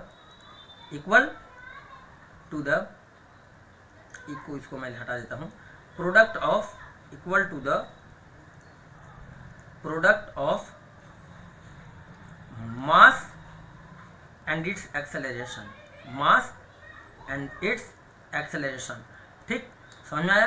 तब जाके हम इस हिसाब से हम लिख लेंगे कि force is equal to mass into acceleration. अब अगर एग्जांपल से समझें कि मान लिया एक 2 kg का बॉडी है और इस 2 kg का body initially 5 metre per second से ट्रेवल कर रहा था, लेकिन इस बॉडी पर हमारा कोई फोर्स लग गया। फोर्स लगने की वजह से ठीक इस बॉडी की वेलोसिटी 5 से 10 मीटर पर सेकेंड तक आगे चेंज हो गया। अब 5 से चेंज होके 10 होने में मान लेते हैं कितने सेकंड का समय लगा, 2 सेकंड का। तो अब अगर पूछा जाए कि how much force act on body, तो फोर्स का फार्मूला अब देखो समझना है यहाँ पे कि मास इंटू एक्सेलरेशन है, तो force is equal to mass into acceleration कैसे इक्वेट करेंगे, change in velocity upon time interval से। तो मास हमारा है 2 kg, चेंज इन वेलोसिटी 5 से 10 हो गया, यानी चेंज इन वेलोसिटी 5, कितने समय में, 2 सेकंड में। तो 2 से ये 2 कैंसिल आउट, तो हमारा फोर्स कितना लगा बॉडी पर, यानी कि 5 न्यूटन का फोर्स लगा। तो इस तरीके से हमारे यहाँ पर सवाल आते हैं। समझ में आया? तो सेकेंड लॉ ऑफ मोशन का एक्चुअल में रियलिटी क्या है, रियलिटी ये है कि force applied on body is directly proportional to rate of change of linear momentum. और इसको सोल्व करने के बाद हमको ये कंक्लूजन मिलता है कि force is equal to the product of mass and its acceleration. इसको अगर हम वेक्टर फॉर्म में लिखें तो ऐसे लिख सकते हैं कि vector F is equal to mass into acceleration. अब फोर्स की एसआई यूनिट के बारे में अगर हम बात करें तो न्यूटन होता है, फोर्स का एसआई यूनिट न्यूटन होता है, ये बात सबको याद रखना है। ठीक, अब फोर्स का सीजीएस यूनिट की अगर हम बात करें, किसकी, सीजीएस यूनिट की बात करें फोर्स की, याद रहे किसके रिगार्डिंग बात चल रही है, अभी फोर्स के रिगार्डिंग बात चल रही है। तो फोर्स का जो सीजीएस यूनिट हमारा होता है वो होता है डाइन। क्या होता है, डाइन। और 1 न्यूटन की अगर बात करें, 1 न्यूटन, तो 1 न्यूटन में 10 टू द पावर 5 डाइन होता है, 10। ठीक है, 1 newton, 1 newton is equal to 10 to the power 5 dyne, यानी 1 न्यूटन बाबा जो थे 10 टू द पावर 5 यानी कि 1 लाख डाइन के इक्वल थे। बात समझ में आ गई? तो ये हमारा कॉन्सेप्ट किसका था, फोर्स का कॉन्सेप्ट था, और ये उससे रिलेटेड एग्जाम्पल था। आई होप अब ये बात आपको समझ में आ गया होगा। तो अब हम आपको बताने चलेंगे इसके बाद जो हम आपको बताएंगे कंजर्वेशन ऑफ लीनियर मोमेंटम। अब हम आपको क्या बताने जा रहे हैं, कंजर्वेशन ऑफ लीनियर मोमेंटम। ये आपको ध्यान रखना है, ठीक, यानी कि संवेग संरक्षण का सिद्धांत, संवेग संरक्षण का सिद्धांत। इसमें ये बात बताया गया कि अगर किसी बॉडी पर फोर्स अप्लाई ना हो रहा हो तो उसका लीनियर मोमेंटम में चेंज नहीं होगा, वो कांस्टेंट रहेगा, ठीक है, यानी in the absence of unbalance force on body. ध्यान देना, अनबैलेंस क्यों बोला, क्योंकि बैलेंस फोर्स बॉडी के इनिशियल स्टेट को चेंज नहीं करता है। जैसे कि अगर ये कोई बॉडी रेस्ट में है, आप समझो कि ये बॉडी है और ये बॉडी किस स्टेट में है, ये बॉडी रेस्ट में है। अगर इस पर 10 न्यूटन का फोर्स हम लेफ्ट साइड लगा दें और 10 न्यूटन का फोर्स हम राइट साइड लगा दें तो इस बॉडी पर जो एफ नेट होगा वो कितना होगा, 0। तो इसका मतलब कि ये कैसा फोर्स बॉडी पर अप्लाई हो रहा है, बॉडी पर अप्लाई हो रहा है बैलेंस फोर्स। और जब बैलेंस फोर्स अगर बॉडी पर अप्लाई हो रहा हो तो देखो बॉडी पे फोर्स, रियल बॉडी फोर्स को फील करेगा लेकिन बॉडी के स्टेट में चेंज नहीं होगा। अगर ये रेस्ट में है तो फोर्स, दोनों फोर्स लगने के बाद भी बॉडी स्टिल हमारे रेस्ट में ही रहेगा, बॉडी हमारा स्टिल रेस्ट में ही रहेगा। या ऐसे ही अगर हम ये मान ले ये कोई बॉडी है और ये मोशन कर रहा है, वो भी कैसा मोशन, यूनिफॉर्म मोशन, ठीक है, ये बॉडी मोशन कर रहा है किस डायरेक्शन में, मान लो इसी डायरेक्शन में मोशन कर रहा है किसी स्पीड u से, और इस पर भी 10 न्यूटन का फोर्स इधर लगा दिया जाए, 10 न्यूटन का अपोजिट डायरेक्शन में फोर्स लगा दिया जाए, तो ये फोर्स भी इस वेलोसिटी को चेंज नहीं कर पाएगा, ठीक है, ये इतना ही रहेगा, ठीक है ना, क्योंकि नेट फोर्स क्या निकल के आएगा, 10 न्यूटन राइट में है, 10 न्यूटन लेफ्ट में है, दोनों एक दूसरे को कैंसिल कर देंगे, तो यहाँ पर भी हमारा एफ नेट क्या निकल के आएगा, एफ नेट हमारा 0 निकल के आएगा। और जब एफ नेट 0 है तो बॉडी अपने इनिशियल स्टेट में ही रहेगा, ठीक है। इसका मतलब कि जो मोमेंटम पहले था, इस सिचुएशन में फोर्स लगने से पहले भी लीनियर मोमेंटम हमारा 0 था, अब फोर्स, बैलेंस फोर्स लगने के बाद भी हमारा लीनियर मोमेंटम 0 है, तो मोमेंटम में चेंज नहीं आया। कब, जब हमारा एफ नेट 0 है, ठीक है ना, यानी कि बॉडी पर बैलेंस फोर्स लग रहा है, तो हमारा मोमेंटम जो पहले था वही बाद में है। वही चीज़ यहाँ पर भी है कि अगर बॉडी का मास m ले लें तो इनिशियल मोमेंटम हमारा कितना हो जाएगा, मास इंटू यू, mu, ठीक। अब दोनों फोर्स लगने के बाद, बैलेंस फोर्स लगने के बाद भी हमारा फाइनल मोमेंटम निकालेंगे तो कितना निकलेगा, mu। तो पहले भी mu था, अब भी mu है, ये चेंज नहीं हुआ। कब, जब बॉडी पर बैलेंस फोर्स लग रहा है। या फिर सीधी हम बात करें कि फोर्स ही ना लग रहा हो, तो अगर फोर्स नहीं लगेगा तब भी हमारा जो मोमेंटम है वो एज इट इज रहेगा, उसमें कोई चेंज नहीं आएगा, यानी मोमेंटम कांस्टेंट रहता है। क्लियर है, तो ये हो गया एक्सप्लेनेशन। अब हम लिखते हैं इसके स्टेटमेंट को। अब किसको लिखते हैं, कंजर्वेशन ऑफ लीनियर मोमेंटम के स्टेटमेंट को अब हम लोग लिखेंगे और इसको बहुत अच्छे से समझने की भी हम लोग कोशिश करेंगे, ठीक है ना। तो बेटा समझना, कॉन्सेप्ट को समझना बहुत ज़रूरी होता है। जब अगर आपका कॉन्सेप्ट क्लियर नहीं है तो जिन बच्चों का कॉन्सेप्ट क्लियर नहीं होता है ना, वही बच्चे हमारे क्या न्यूमेरिकल्स में जा के फंस जाते हैं, न्यूमेरिकल नहीं कर पाते। तो न्यूमेरिकल करने के लिए आपको ज़रूरी होता है कि कॉन्सेप्ट को बहुत अच्छे से समझ लें और उसको नोट करके लिख लें, ठीक है। तो आइए कंजर्वेशन ऑफ लीनियर मोमेंटम को समझते हैं हम लोग बहुत अच्छे से। तो देखो बेटा, इसमें बोला गया कि when balanced force act on body, balanced या फोर्स एक्ट ऑन बॉडी या no force act on body, when balance force act on body, और एक तो ये स्टेटमेंट हो गया, चलो दो तरीके से लिखो, when balance force act on body, और चाहे force does not act on body, does not act on body, then their linear momentum is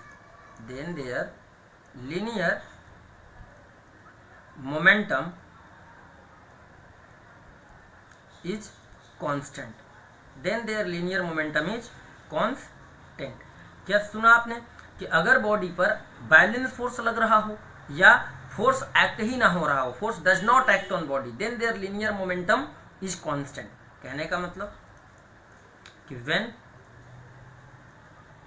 अब ना लिख के या लिख दिया तो कोई बात नहीं, कि जो फोर्स है यानी कि नेट फोर्स 0 हो या बॉडी पर फोर्स ही ना लग रहा हो, दोनों ही सिचुएशन, कि नेट फोर्स 0 हो मतलब बैलेंस फोर्स, या बॉडी पर कोई फोर्स ना लग रहा हो, तो in that situation linear momentum is equal to constant, linear momentum is equal to constant. इसका मतलब कि जो हमारा इनिशियल मोमेंटम होगा वही हमारा फाइनल मोमेंटम भी होगा। ठीक है, इसका मतलब ये होता है। तो इसे आप नोट कर लीजिए। अब इसकी प्रूफ भी हम आपको करा दे रहे हैं जिससे कि आपको कोई समस्या ना हो। तो ये आप नोट कर ले पहले, इसके बाद हम इसकी प्रूविंग की बात भी कर लेते हैं। अब प्रूविंग बहुत ज़्यादा टाइम नहीं लगेगा, इतने से थोड़े से एरिया में प्रूविंग हमारा हो जाएगा। ठीक, तो ये आपने कर लिया। अब देखो, according to Newton second law of motion क्या है। ठीक, सेकेंड लॉज ऑफ मोशन के अकॉर्डिंग क्या है, सेकेंड लॉज ऑफ मोशन। तो सेकेंड लॉज ऑफ मोशन के अकॉर्डिंग हमारा कंक्लूजन है कि जो फोर्स है बॉडी पर वो किसके बराबर है, कि delta p upon delta T के बराबर है। अब फोर्स को हमने क्या कर दिया, जीरो, तो फोर्स को हम जीरो कर दें क्योंकि फोर्स हमारा लग ही नहीं रहा। तो हमारा क्या होगा, delta p upon delta t is equal to zero. Cross multiply करेंगे तो क्या मिलेगा कि delta p is equal to zero. Delta p का मतलब mass into v minus u, ठीक है ना, ये चेंज इन वेलोसिटी, तो ये डेल्टा वी हो गया इक्वल टू जीरो। यानी इससे क्या मिला कि M we is equal to M u. M v क्या है, फाइनल मोमेंटम, एम यू क्या है, इनिशियल मोमेंटम। यानी यहाँ से हमको ये रिलेशन मिल गया कि नहीं मिल गया, कि M we is equal to M U, यानी final momentum is equal to linear momentum. तो ये हमारा क्या है, वेरिफिकेशन है कि ये स्टेटमेंट सही है कि अगर फोर्स बॉडी पर ना लग रहा हो तो बॉडी का लीनियर मोमेंटम सेम रहेगा, कांस्टेंट रहता है। क्लियर हो गया कंजर्वेशन ऑफ लीनियर मोमेंटम का कॉन्सेप्ट कि नहीं हो गया। अब कंजर्वेशन ऑफ लीनियर मोमेंटम से रिलेटेड कई सारे क्वेश्चंस भी आपसे पूछे जाते हैं और बहुत अच्छे अच्छे क्वेश्चन पूछे जाते हैं। हम क्वेश्चन भी आप लोगों को कराएंगे, ऐसा नहीं है कि हम आपको क्वेश्चन नहीं कराएंगे। तो ये सारे कॉन्सेप्ट आपको बहुत अच्छे से क्या करना है, अपने दिमाग में स्टोर करके रखना है। ठीक, अब इस कॉन्सेप्ट के बाद हमारा अगला कॉन्सेप्ट है इम्पल्स ऑफ फोर्स। क्या है बच्चों, इम्पल्स ऑफ फोर्स का कॉन्सेप्ट है। अब ये इम्पल्स ऑफ फोर्स क्या होता है, इसको हिंदी में हम लोग बोलते हैं बल का आवेग या बल आवेग। इसको सीधे बल का आवेग भी बोलते हैं, बल का आवेग, या इसे सिंपली हम लोग बल आवेग भी कहते हैं। इसे सिंपली हम लोग बल आवेग भी कहते हैं। ये होता है अगर ये कोई बॉडी है और इस पर शॉर्ट इंटरवल ऑफ टाइम के लिए कोई फोर्स लग रहा है, मान लो ये फोर्स बॉडी पर लग रहा है एक बहुत ही थोड़े टाइम इंटरवल डेल्टा टी के लिए, तो इन दोनों के मल्टीप्लाई से जो रिजल्ट निकलता है, यानी इन दोनों के मल्टीप्लाई से जो रिजल्ट निकलता है, फोर्स को उस टाइम इंटरवल से अगर मल्टीप्लाई कर दें तो जो रिजल्ट मिलता है उसी को हम लोग बोलते हैं इम्पल्स ऑफ फोर्स, यानी कि इम्पल्स। ठीक है, कि when a force act on a body, when a force act on a body for short interval of time, for short interval of time, ठीक है, then their product is called, then product of force and time interval is called, and time interval is called impulse। ठीक है, इसी को हम लोग impulse कहते हैं और impulse का सिंबल क्या है, I है। ठीक है, ये आपको समझ में आ गया और ये इसका फार्मूला हो गया, यानी कि I is equal to formula मुझे यहाँ लिखना पड़ेगा। ठीक है, यानी कि फार्मूला हमारा हो गया कि I is equal to F into delta t. F का यूनिट क्या है, न्यूटन, टाइम का यूनिट सेकेंड, तो न्यूटन सेकेंड इसका SI यूनिट है। न्यूटन सेकेंड क्या है, इसका SI यूनिट है। तो ये हमारा मेन फार्मूला बन गया। इसके भी एग्जाम्पल्स हम आपको देंगे। ठीक है, कि यहाँ से आप देखो कि फोर्स बराबर क्या निकला, फोर्स इज इक्वल टू निकला इम्पल्स अपॉन डेल्टा टी। इससे पता चलता है कि अगर टाइम इंटरवल कम होगा तो फोर्स हमारा क्या होगा, टाइम इंटरवल अगर कम होगा तो फोर्स हमारा ज़्यादा होगा, और अगर टाइम इंटरवल बढ़ा दिया जाए तो हमारा फोर्स हमारा रिड्यूस हो जाएगा। तो आप लोग देखते होंगे कि अगर कोई फील्डर क्रिकेट के मैदान में बॉल को कैच करता है तो बॉल को तुरंत नहीं पकड़ता, बल्कि वो अपने हाथ को पीछे खींचता है। क्यों, ताकि उसका जो बॉल कांटेक्ट में हाथ के यहीं पर आ गया, लेकिन उस बॉल को यहाँ तक ला के रोका। इसके पीछे का रीजन क्या है, इसके पीछे का रीजन ये है कि बॉल तो उसने यहाँ पर रोक लिया, बॉल यहाँ पर उसके कांटेक्ट में आ गया, लेकिन वो यहाँ तक ला के रोका। एग्जैक्टली बॉल को यहाँ तक ला के रोका। तो इतने दूरी के बीच में, इतने डिस्टेंस के बीच में ड्यूरेशन बढ़ा कि नहीं बढ़ा बॉल को रोकने में? तो जब बॉल को रोकने में इतने गैपिंग में अगर ड्यूरेशन बढ़ा, जिससे कि उसके हाथ पर जो बॉल का इम्पैक्ट है वो कम लगेगा, यानी बॉल उसके हाथ पर कम फोर्स लगाएगा। तो रीजन आपको समझ में आ गया कि जब ड्यूरेशन बढ़ता है तो फोर्स की वैल्यू हमारी रिड्यूस हो जाती है। इसीलिए क्रिकेटर्स क्या करते हैं, lower his hand during catch of a ball. क्या करते हैं? Lower his hand during catch of a ball in a cricket field. Clear? तो याद रहेगा ये चीज आपको, ये इसका बहुत अच्छा सा एग्जाम्पल है। ठीक है ना? आपने देखा होगा इसके एक और भी सवाल आते हैं कि जो हमारे हाई जंपर्स होते हैं या लॉन्ग जंपर्स होते हैं, जो ऊंची छलांग लगाते हैं, वो नीचे फ्लोर पे क्या होता है, या तो गद्दे वद्दे लगा देते हैं, है ना, स्पंज जैसे कपड़े, ठीक, या फिर वहाँ पर रेत होता है, रेत डाल दिया जाता है। ऐसा क्यों होता है कि, और ये भी एक और सवाल इसी से रिलेटेड पूछा जाता है कि जो हाई जंपर्स होते हैं, यानी कि जो कच्चा फ्लोर पे अगर कोई व्यक्ति कूदता है तो कम इंजरी होती है, अब पक्का फ्लोर पे कूदता है तो इंजरी के चांस ज़्यादा होते हैं और ज़्यादा होती है। रीज़न क्या है? यही होता है कि पक्का फ्लोर पे अगर कोई बॉडी ऐसे गिरा, मान लो ये पक्का फ्लोर है, ये गिरा तो तुरंत धड़ाम से रेस्ट में आ गया, क्योंकि ये पक्का फ्लोर है तो ये धंसेगा तो है नहीं बिल्कुल भी, है ना। तो यहाँ पर क्या होता है, टाइम इंटरवल बहुत कम होता है, बॉडी को मोशन से रेस्ट में आने में बहुत कम टाइम लगता है, क्योंकि जब कोलिजन हुआ तो उसके पास एक वेलोसिटी थी और वो वेलोसिटी तुरंत जीरो हो जाती है, बहुत ही very very very short interval of time में जीरो हो जाती है, जिसकी वजह से फोर्स बढ़ जाता है, तो बॉडी पर हमारा फोर्स ज़्यादा लगता है। जबकि कच्चा फ्लोर पर कूदता है आदमी तो कच्चा फ्लोर धंसता है थोड़ा, ठीक है ना। कि अगर कोई व्यक्ति, कोई जंपर है, उस जंपर ने क्या किया कि यहाँ पर कूदा, ये मान लो हार्ड फ्लोर है, ठीक है ना, कच्चा नहीं है, हार्ड है, ठीक, हार्ड फ्लोर है ये। अब हार्ड फ्लोर पे इस बिल्डिंग से ये भाई साहब थे और ये भाई साहब ने क्या किया, यहाँ से इस बिल्डिंग के छत से मान लो इस पर ऐसे जंप लगाए, तो यहाँ पर आएंगे तो किसी न किसी वेलोसिटी से टकराएंगे और ये वेलोसिटी तुरंत क्विकली जीरो हो जाती है बहुत ही कम इंटरवल ऑफ टाइम में। जब कम इंटरवल ऑफ टाइम में हमारा वेलोसिटी जीरो हो जाएगा तो बॉडी पर फोर्स ज़्यादा लगेगा।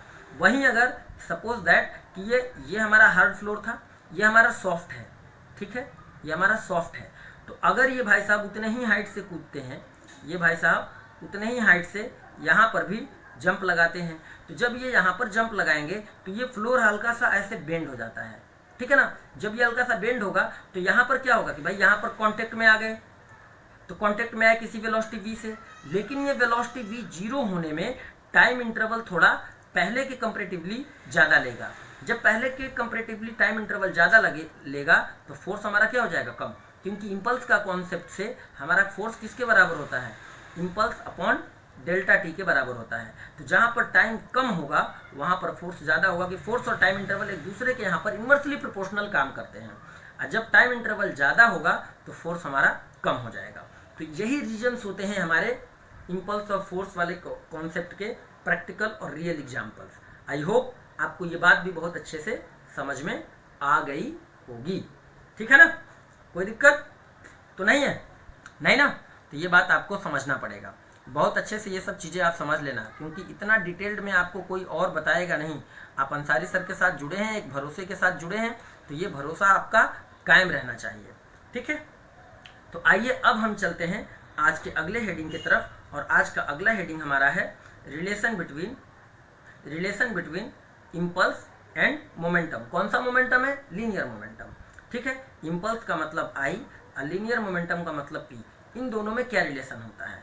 तो हमने कहा कि इम्पल्स फोर्स का हमारा कॉन्सेप्ट, इम्पल्स का कॉन्सेप्ट क्या कहता है, according to the concept of impulse, concept of impulse कहता है कि जो हमारा फोर्स है वो होता है इम्पल्स अपॉन डेल्टा टी के इक्वल। मैंने कहा बहुत बढ़िया, बहुत सही बात। और न्यूटन का सेकेंड लॉ क्या कहता है, सेकेंड लॉ कहता है कि फोर्स जो हमारा होता है वो होता है change in momentum upon time interval. तो ये भी फोर्स का कॉन्सेप्ट है, ये भी फोर्स का कॉन्सेप्ट है, ये न्यूटन के सेकेंड लॉ ऑफ मोशन के अकॉर्डिंग है और ये according to concept of impulse है। तो ये दोनों फोर्स को अगर हम आपस में इक्वेट करें, दोनों फोर्स को, यानी कि I upon delta t is equal to delta P upon delta t, तो यहाँ से डेल्टा टी और यहाँ से डेल्टा टी एक दूसरे को एलिमिनेट कर देगा। तो कंक्लूजन में हमको क्या मिला, कंक्लूजन में मिला कि I is equal to delta p, यानी कि इम्पल्स किसके बराबर होता है, यानी कि impulse is equal to the change in linear momentum, change in linear momentum. तो ये आपका एक कीवर्ड है, इसको आप लोग स्टार बना लो, ये एक बहुत अच्छा सा हेडिंग है। तो यानी कि जो यूनिट इसका होता है वही हमारा यूनिट मोमेंटम का भी होता है। ठीक, यूनिट तो हमने आपको बता दिया, न्यूटन सेकेंड भी होता है, और न्यूटन सेकेंड के अलावा केजी मीटर पर सेकेंड भी होता है, केजी मीटर पर सेकेंड भी होता है। ठीक है, तो impulse of force is equal to the change in linear momentum, change in linear momentum. ये चीज आपको याद रखना है। ये कौन सा हेडिंग है, ये आपका हेडिंग है relation between impulse and momentum का।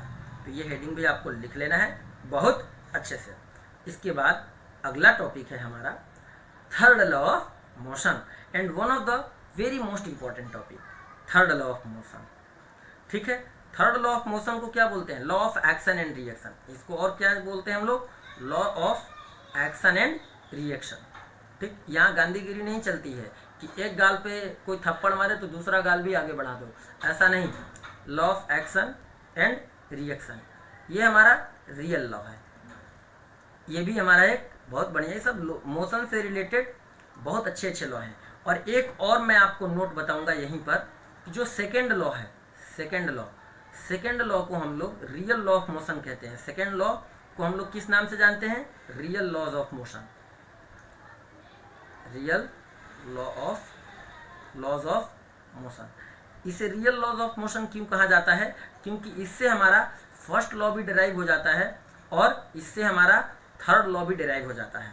इसलिए न्यूटन का सेकेंड लॉ जो है ये रियल लॉ ऑफ मोशन है। तो सवाल कभी कभी आ जाता है कि which of the following are real laws of motion, Newton first law of motion, second law of motion, third law of motion, concept of moment, मतलब ऐसा सब कुछ भी आ जाता है या नन। तो आपको सेलेक्ट करना रहेगा Newton real law of motion और second laws of motion. Clear है, तो इस पे स्टार बना लो। और ये बहुत अच्छा सवाल है, नोट करके इसको एकदम अपने नोट में लिख लो। ठीक, ये भी हम प्रूफ करा देंगे, ऐसा नहीं है, लेकिन अभी हम आपको केवल एनडीए के अप्रोच से पढ़ा रहे हैं, इसलिए हम इतना ही बता के छोड़ दे रहे हैं। ठीक है ना। तो थर्ड लॉ ऑफ मोशन क्या है, इसे बोलते हैं लॉ ऑफ एक्शन रिएक्शन। तो इस थर्ड लॉ ऑफ मोशन में ये बताया गया कि टू एवरी एक्शन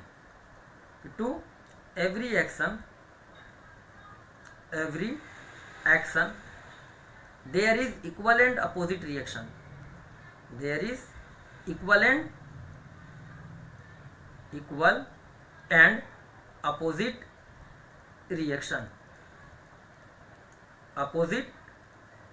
रिएक्शन, ठीक है। ये बात समझ लीजिए कि to every action there is equal and opposite reaction. Suppose कि this is body A and this is body B, और ये रियल हो या वर्चुअल फोर्स लगा रहे हैं एक दूसरे पर। अगर ये फोर्स इस पर लगा रहा है, फोर्स ए बी, ठीक है, force act on A, force A B, यानी कि मान लो कि ए वाला बी पर फोर्स लगा रहा है ए बी, तो बी वाला भी क्या करेगा, बी वाला भी ए पर फोर्स लगाएगा एफ बी ए। ठीक, दोनों ही फोर्स आपस में इक्वल इन मैग्नीट्यूड होंगे, यानी कि जो मैग्नीट्यूड की अगर मामले की बात करें तो फोर्स ए बी का मैग्नीट्यूड और फोर्स बी ए का मैग्नीट्यूड आपस में बराबर होता है। ठीक, लेकिन डायरेक्शन इनके अपोजिट होते हैं। तो अगर इसको वेक्टर फॉर्म में हमें जब रिप्रेजेंट करना हो तो वेक्टर फॉर्म में हम इसे कैसे रिप्रेजेंट करते हैं, हम वेक्टर फॉर्म में इसे ऐसे रिप्रेजेंट करते हैं कि F A B is equal to minus का एफ बी ए। अभी आपने सुना है कि हमारा इंडिया जो है चंद्रयान का एक प्रोग्राम लॉन्च किया। अभी वो चंद्रयान पहुंच जाएगा अपने चंद्रमा पे एक, और वो भी एक ऐसे प्लेस पर पहुंचेगा जहां पर अभी तक दुनिया की कोई भी देश उस जगह पर अपने रोवर या अपने लैंडर किसी भी तरीके से नहीं भेज पाया है, नहीं पहुंचा पाया है। ठीक है ना, पोलर रीजन में। बात समझ आ रही है, इंडिया कर रहा है। तो होता क्या है कि जब हमारे रॉकेट ऐसे लॉन्च होते हैं, जैसे मान लो ये हमारा कोई रॉकेट है, ठीक है ना, ये रॉकेट हमारा लॉन्च होता है और ये उसका सपोर्ट है जहाँ पर ये रॉकेट जहाँ से लॉन्च किया जाता है। तो यहाँ से जो गैसेज निकलती हैं पीछे की तरफ, ये गैसेज क्या करती हैं, नीचे की तरफ फोर्स लगाती हैं। नीचे की तरफ क्या करती हैं, फोर्स लगाती हैं। फोर्स का डायरेक्शन क्या है, डाउनवर्ड, जिसके वजह से गैसेज के वजह से ही इस रॉकेट को, ये जो रॉकेट है जिसके अंदर सब कुछ भरा हुआ है, रॉकेट के अंदर एक अपथ्रस्ट काम करने लगता है। क्या काम करता है, अपथ्रस्ट, ठीक है ना। और ये अपथ्रस्ट कौन प्रोवाइड कर रहा है, ये सरफेस प्रोवाइड कर रहा है, जिस सरफेस पर गैसेज अपना फोर्स लगा रही हैं, जिसके वजह से ये रॉकेट क्या करेगा, अब अपवर्ड डायरेक्शन में मोशन स्टार्ट करेगा किसी भी वेलोसिटी के साथ। ऊपर की तरफ मूव करना शुरू हो जाएगा। तो this is the example of action and reaction.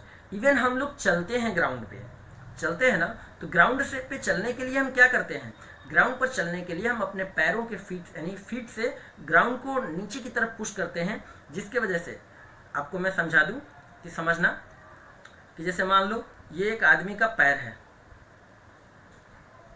कोई दिक्कत, मान लो भाई पैर है ये मान लो, ठीक। तो पैर से इंसान क्या करता है, पैर से इस डायरेक्शन में फोर्स लगाता है।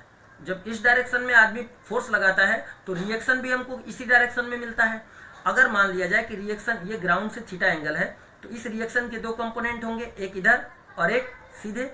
जो इस तरफ कंपोनेंट होगा ये होगा आर कॉस थीटा, और जो वर्टिकल कंपोनेंट होगा ये होगा आर साइन थीटा। इसी की वजह से हम क्या करते हैं, ये हमारा पैर जो है ये एक्चुअल में क्या है, ये ह्यूमन बीइंग का फिट है, ठीक। एक पैर हमने वैसे ले रखा है तो फुट कह लो। तो ये एक पैर है, जब इस डायरेक्शन में ग्राउंड को पुश करने की कोशिश किया, ये हमारा ग्राउंड था, तो ग्राउंड को जब हम इस डायरेक्शन में पुश करने की कोशिश कर रहे हैं तो हमें ग्राउंड भी एक रिएक्शन फोर्स प्रोवाइड कर रहा है उसी के जस्ट अपोजिट डायरेक्शन में। और इस रिएक्शन के दो कंपोनेंट हो गए r sine theta, r cos theta. तो आर कॉस थीटा हमारे इस पैर को फॉरवर्ड डायरेक्शन में ले जाता है और आर साइन थीटा हमारे पैर को ग्राउंड से ऊपर की तरफ उठाता है, जिसकी वजह से हम जब चलते हैं तो हमारा पैर जमीन से ऊपर उठ के आगे की तरफ ऐसे ऐसे बढ़ते हुए आगे की तरफ ट्रेवल करता है। बात समझ में आई? तो action and law of action and reaction बड़ा इंपॉर्टेंट है, ठीक है ना। अभी तुम किसी एक इंसान को एक तमाचा खींच के मारो, देखो कूट के रख देगा तुमको। तो ये law of action and reaction है। बात समझ में आ गई? To every action there is equal and opposite reaction. तो ये बात आप लोगों को बहुत अच्छे से दिमाग में याद करके रखना है।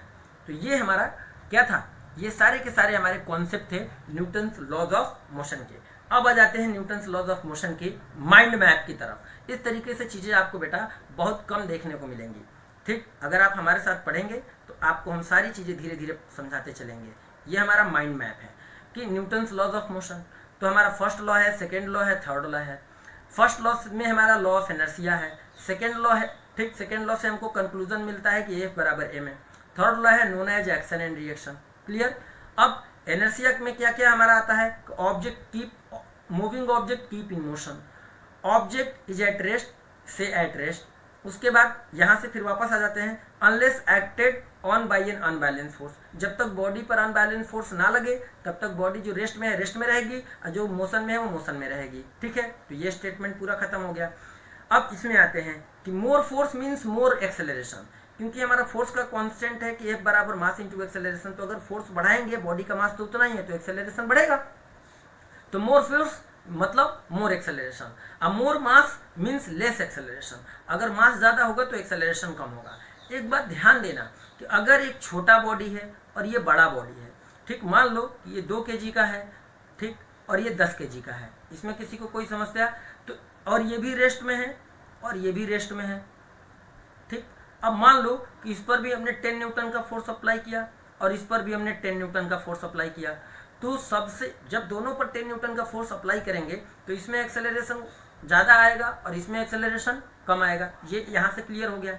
दूसरी बात, जो बॉडी जितना ज़्यादा हेवी होगा वो उतना ज़्यादा स्टेबल होगा, ठीक है ना। एक छोटे से टुकड़े को हमें धक्का देने में बड़ा कम फोर्स की ज़रूरत पड़ती है ना। आप मोटरसाइकिल है, मोटरसाइकिल को धक्का लगा के ले जाना है, बड़ा कम फोर्स लगा के ले जाओगे। अब कार है, कार को धक्का लगा के ले जाओ, थक जाओगे। पहली बात तो धक्का नहीं लगा पाओगे, डिपेंड करता है कि कार कौन सी है।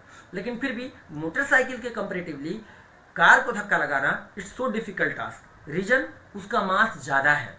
तो इसका मतलब यहाँ से एक चीज़ और आप अपने दिमाग में स्टोर करके रखना कि जो ऑब्जेक्ट ज़्यादा मास वाला होता है उसकी स्टेबिलिटी भी ज़्यादा होती है। मोर मास मतलब मोर स्टेबल ऑब्जेक्ट, ठीक है। यानी उसको उसके स्टेट को चेंज करने के लिए हमें ज़्यादा फोर्स की नीड होगी, बहुत ज़्यादा फोर्स की नीड पड़ेगी। तो जो हमारा कॉन्सेप्ट ऑफ इनर्शिया है वो डायरेक्टली रिलेट करता है मास से, ठीक है। तो ये बात यहीं पर आप नोट करके लिख लो कि लेस फोर्स मतलब less inertia, more force less mass less inertia, more mass more inertia. यानी जो ऑब्जेक्ट जितना ज़्यादा मास रखेगा अपने पास में उसके पास होगा, उसके स्टेबिलिटी को चेंज करने के लिए, उसके इनिशियल स्टेट को चेंज करने के लिए हमें उतनी ही ज़्यादा अमाउंट में फोर्स की रिक्वायरमेंट पड़ेगी। तो inertia is related to mass, ये आप लिख लो कि inertia is related to mass, related to mass, ठीक है। More mass more stable, more stable, less mass less mass less stable, less stable, ठीक। तो ये पॉइंट्स आप लोग बहुत अच्छे से अपने कॉपी में लिख लो, ये तीनों पॉइंट, ठीक है। और ये हमारा पूरा माइंड मैप है। तो आई होप जितना अभी आप लोगों को पढ़ाया उतना सब आप लोगों को बहुत अच्छे से समझ में आ गया होगा, ठीक है ना। अब हम आज इसी चैप्टर से रिलेटेड जो सब कुछ पढ़ा दिया, अब इसी से रिलेटेड अब हम आपको कराएंगे क्वेश्चन, ठीक है। तो तैयार रहो और सबको एक बार रिकॉल कर लो, बहुत अच्छे से अपने दिमाग में सब कुछ रखना, और उसके बाद तुरंत अभी हम लोग क्वेश्चन करेंगे, ठीक है। तो अब हम बात करते हैं न्यूमेरिकल की तरफ, कि ये जो चैप्टर है इससे रिलेटेड कैसे न्यूमेरिकल आपके क्लास में पूछे जा सकते हैं और पूछे जाते रहे हैं आपके लेवल में, आपके एनडीए के एग्जाम्स में या आपके एयरफोर्स के एग्जाम्स में कैसे पूछे जाते हैं, और आपके एकेडमिक लेवल्स में किस तरीके से पूछे जाते हैं, ठीक है ना। तो आइए स्टार्ट करते हैं इसको, ख़त्म भी कर देंगे, अभी ज़्यादा टेंशन लेने वाली बात नहीं है।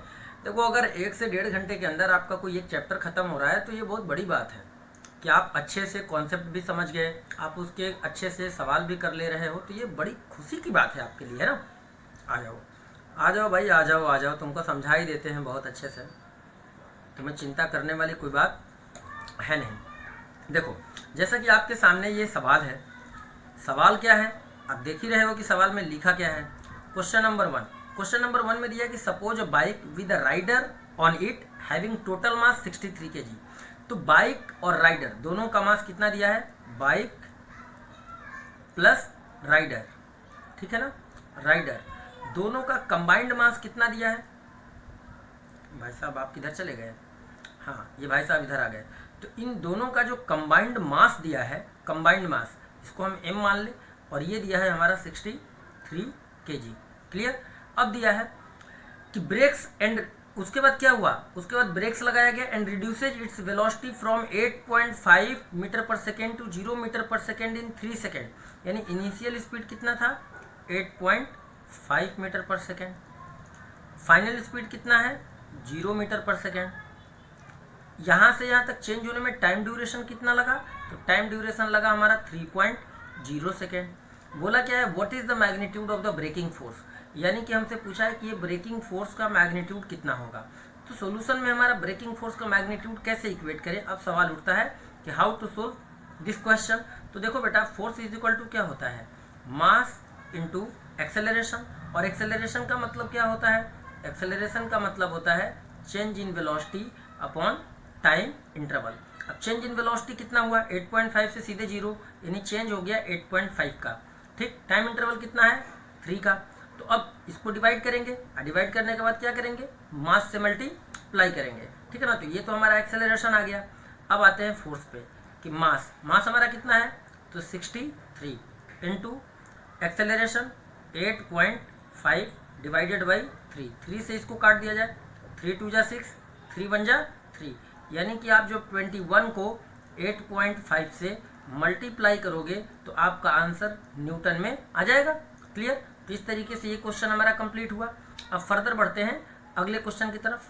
फर्दर कहाँ बढ़ते हैं, नेक्स्ट क्वेश्चन की तरफ। Question number 2, calculate the net force required to give an automobile of mass 1600 kg to accelerate इतना।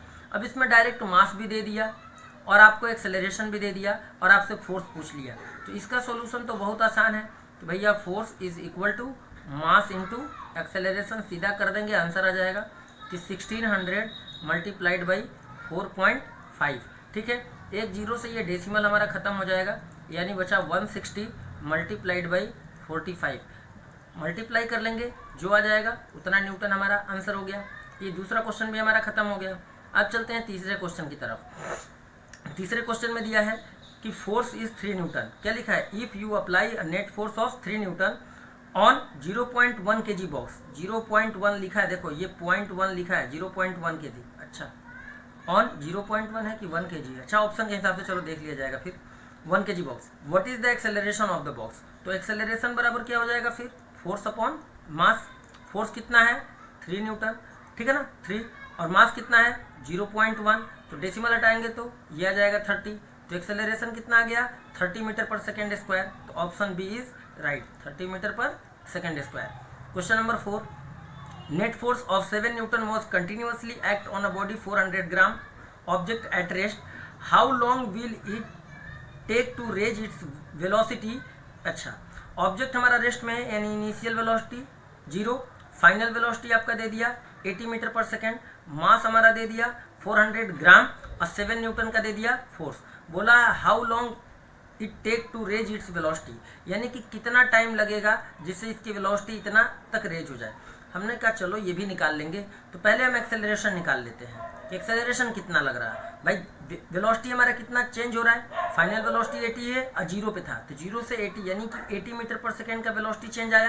कितने ड्यूरेशन में ये हमको नहीं पता, यही हमको क्या करना है, इक्वेट करना है। तो 80/T हमने मान ली। अब हमारे पास फोर्स कितना दे दिया है, ये दे रखा है, मास कितना दे रखा है ये, तो एक एक्सेलरेशन ये आया, और इन दोनों के कॉन्सेप्ट से हम अगर एक्सेलरेशन इक्वेट करें तो आएगा फोर्स अपॉन मास। फोर्स हमारा कितना दिया है 400 ग्राम, तो 400 ग्राम को जब 1000 से डिवाइड कर देंगे तो इससे हमारा केजी में आ जाएगा, तो ये केजी में हो गया। केजी में करने के लिए जब आप, भाई सीधी सी बात है कि ये ग्राम में है, इसको केजी में करोगे 1000 से डिवाइड करोगे तो 0.4 आ जाएगा ना, ठीक। अरे यार इसको तो नीचे लिखना है, 7 न्यूटन, पहले 7 लिखा, और मास हमारा आ गया 0.4, ठीक है। ये हटा देंगे, ये यहाँ आ गया, तो ये आ गया 70/4। ये एक्सेलरेशन इतना आया फोर्स और मास को लेके, और चेंज इन वेलोसिटी वाला कॉन्सेप्ट से, एक्सेलरेशन बराबर change in velocity upon time interval, तो इस वाले कॉन्सेप्ट से आया 80/T। तो दोनों एक्सेलरेशन सेम है, दोनों को आप क्या कर दो, दोनों को बराबर कर दो, तो 80/T इज इक्वल टू 70/4। 0 हुआ से 0 हुआ कैंसिल हो जाएगा, और उसके बाद T बराबर क्या आ जाएगा 8 × 4, क्रॉस मल्टीप्लाई कर लेना, /7। अब इसको सोल्व करने के बाद क्या आ जाएगा 8 चौका 32/7, 7 चौका 28, 4 पॉइंट समथिंग आएगा कि नहीं, यानी लगभग इसका सही जवाब क्या आएगा, लगभग नहीं, इसका सही जवाब आएगा ऑप्शन नंबर डी, ठीक है ना। तो इसका लगभग आ जाएगा 4.57 सेकेंड, डिवाइड करके आप चेक कर लो, इतना ही आएगा। इसके बाद हमारे पास नेक्स्ट क्वेश्चन है ये, can object of mass 10 gram is sliding with a constant velocity 2 metre per second on a frictionless horizontal table, the force required to keep the object moving with the same velocity. अब बोला है कि उसी velocity से अगर move करे तो कितना फोर्स की जरूरत होगी, किसी भी तरह की कोई फोर्स की जरूरत नहीं होगी, कॉन्सेप्ट ऑफ इनर्शिया, यानी कि सीधा 0 न्यूटन, कि जब उसी स्पीड से उसको मूव ही करना है हॉरिजॉन्टल फ्रिक्शनलेस टेबल पर, तो उसको किसी फोर्स की जरूरत क्यों पड़ेगी, तो needed force is equal to 0, कोई फोर्स की जरूरत नहीं पड़ेगी, तभी उसका मोमेंटम सेम रहेगा। यही तो है हमारा कॉन्सेप्ट ऑफ इनर्शिया का, है ना। तो ध्यान रखना, यहाँ पर किसी भी तरह की कोई फोर्स की रिक्वायरमेंट नहीं होगी। अब चलते हैं इस क्वेश्चन में, an object of mass 2 kg, mass दे दिया 2 kg, sliding with a constant velocity 8 metre per second on a frictionless horizontal table, the force required to keep the object moving. अरे ये दोनों क्वेश्चन सेम आ गया, दोनों ही question same आ गए, option बस आगे पीछे हैं कि 2 kg का ऑब्जेक्ट है, sliding with a constant velocity 8 metre per second on a frictionless horizontal table, the force required to keep the object moving with the same velocity, तो how much force is needed, 0 newton force is needed, किसी भी तरह की कोई force की requirement नहीं होगी उसको इसी वेलोसिटी से मूव करने के लिए। तो देखो एक ही क्वेश्चन दो अलग अलग तरीके से पूछा गया है, वैल्यूज अलग अलग दिए गए हैं और आंसर दोनों का सेम 0 न्यूटन। तो याद रखना इस तरह के क्वेश्चन आपके एनडीए के लिए काफ़ी इंपॉर्टेंट हो जाते हैं, ठीक है ना। एनडीए है या आपका क्लास 9th है या आपका 11th क्लास का बेसिक क्वेश्चन है, क्लास 11th की अगर बात करूं 11th है तो इसके बेसिक क्वेश्चन है, इसमें आ जाता है। इसी तरीके क्वेश्चन आपको सीडीएस में मिल जाते हैं, समटाइम्स इसी टाइप के क्वेश्चन आपको एयर फोर्स की एग्जामिनेशंस में भी मिल जाता है। तो इस तरह के क्वेश्चन को आप, जितने भी क्वेश्चन है सब उसी टाइप से क्वेश्चन डिजाइन किए गए हैं, आपको अच्छे से समझना है, इसके आंसर करने हैं। Question number 7, a constant force act on an object of mass 5 kg, mass दे दिया, ड्यूरेशन ऑफ 2 सेकेंड, कि कांस्टेंट फोर्स एक्ट हो रहा है 5 kg के मास पर कितने ड्यूरेशन के लिए, 2 सेकेंड के लिए। It increases the object velocity from 3 metre per second to 7 metre per second, यानी 2 सेकेंड में ही फोर्स की वजह से बॉडी की वेलोसिटी 3 से 7 तक चेंज हो गई। तो find the magnitude of the applied force, तो पहले हम फोर्स निकाल लें, ठीक है ना। तो पहले हमें फोर्स निकालने के लिए क्या चाहिए, मास इंटू एक्सेलरेशन, ठीक। और एक्सेलरेशन का मतलब हो गया कि change in velocity upon time interval. Mass हमारा है 5 kg, वेलोसिटी 3 से 7 तक चेंज हुआ, यानी चेंज कितना हुआ 3 to 7 में 4, कितने ड्यूरेशन में 2 सेकंड में, 2 से ये काट दिया 2, 5 2 जा 10, यानी बॉडी पर फोर्स कितना लग रहा 10 न्यूटन। अब पूछा है if the force was applied for a duration of 5 second, कि अगर ड्यूरेशन 5 सेकेंड तक फोर्स अप्लाई हो तो what would be the final velocity of the object. बड़ा अच्छा क्वेश्चन है। इसके लिए हम अप्लाई कर लेंगे कि v बराबर u plus at, equation of linear motion. Initial velocity कितना है 3, एक्सेलरेशन कितना आ गया उस फोर्स की वजह से, एक्सेलरेशन हमारा उस फोर्स की वजह से कितना है 2, कितना है एक्सेलरेशन 2, तो 2 कितने ड्यूरेशन के लिए पूछ रहा है 5 ड्यूरेशन 5 सेकेंड के बाद, तो 5 से मल्टीप्लाई कर दिया, 5 2 10 प्लस 3 13, यानी कि अब आफ्टर 5 सेकेंड बॉडी की वेलोसिटी कितनी हो जाएगी 13 मीटर पर सेकेंड हो जाएगी। तो ये एक अच्छा क्वेश्चन है, इसको आप नोट कर लेना, ठीक है ना।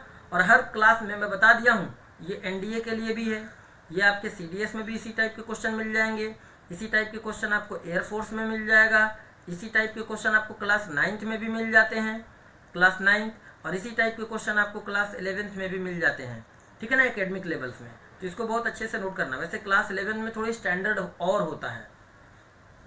विच would require a greater force accelerating a 2 kg mass at 5 metre per second square और 4 kg, okay, which would require a greater force.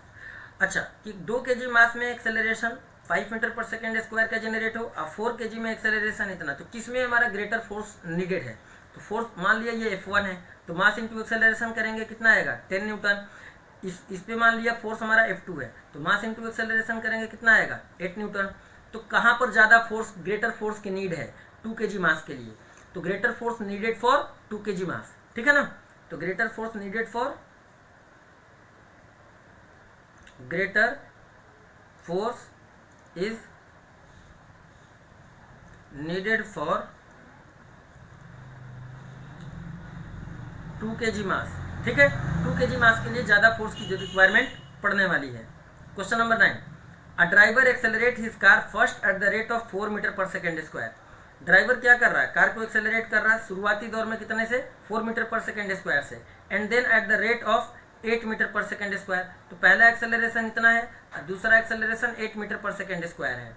बोला है calculate the ratio of force exerted by the engine, कि force का ratio क्या होगा। तो हमने कहा आ जाओ भाई F1 बाई F2, तो मास तो कार का वही रहेगा, तो M1A1 डिवाइडेड बाई MA2, मास वही रहेगा, मास एलिमिनेट हो गया, बचा A1 बाई A2। A1 कितना है 4, A2 कितना है 8, तो डिवाइड कर देने पर 1/2, तो रेशियो कितना आ गया F1 इंटू F2 का, तो 1:2 आ गया, 1:2 आ गया। तो this is the right answer, ठीक है ना। ये हमारा क्या हो गया, ये हमारा राइट आंसर हो गया। अब क्वेश्चन नंबर 10 पे आते हैं। लिखा cricket ball of mass 0.20 kg is moving with the velocity of 1.2 metre per second. The impulse on the ball and the average force applied by the player if he able to stop the ball in 0.10 second. क्या पूछा है, impulse on the ball.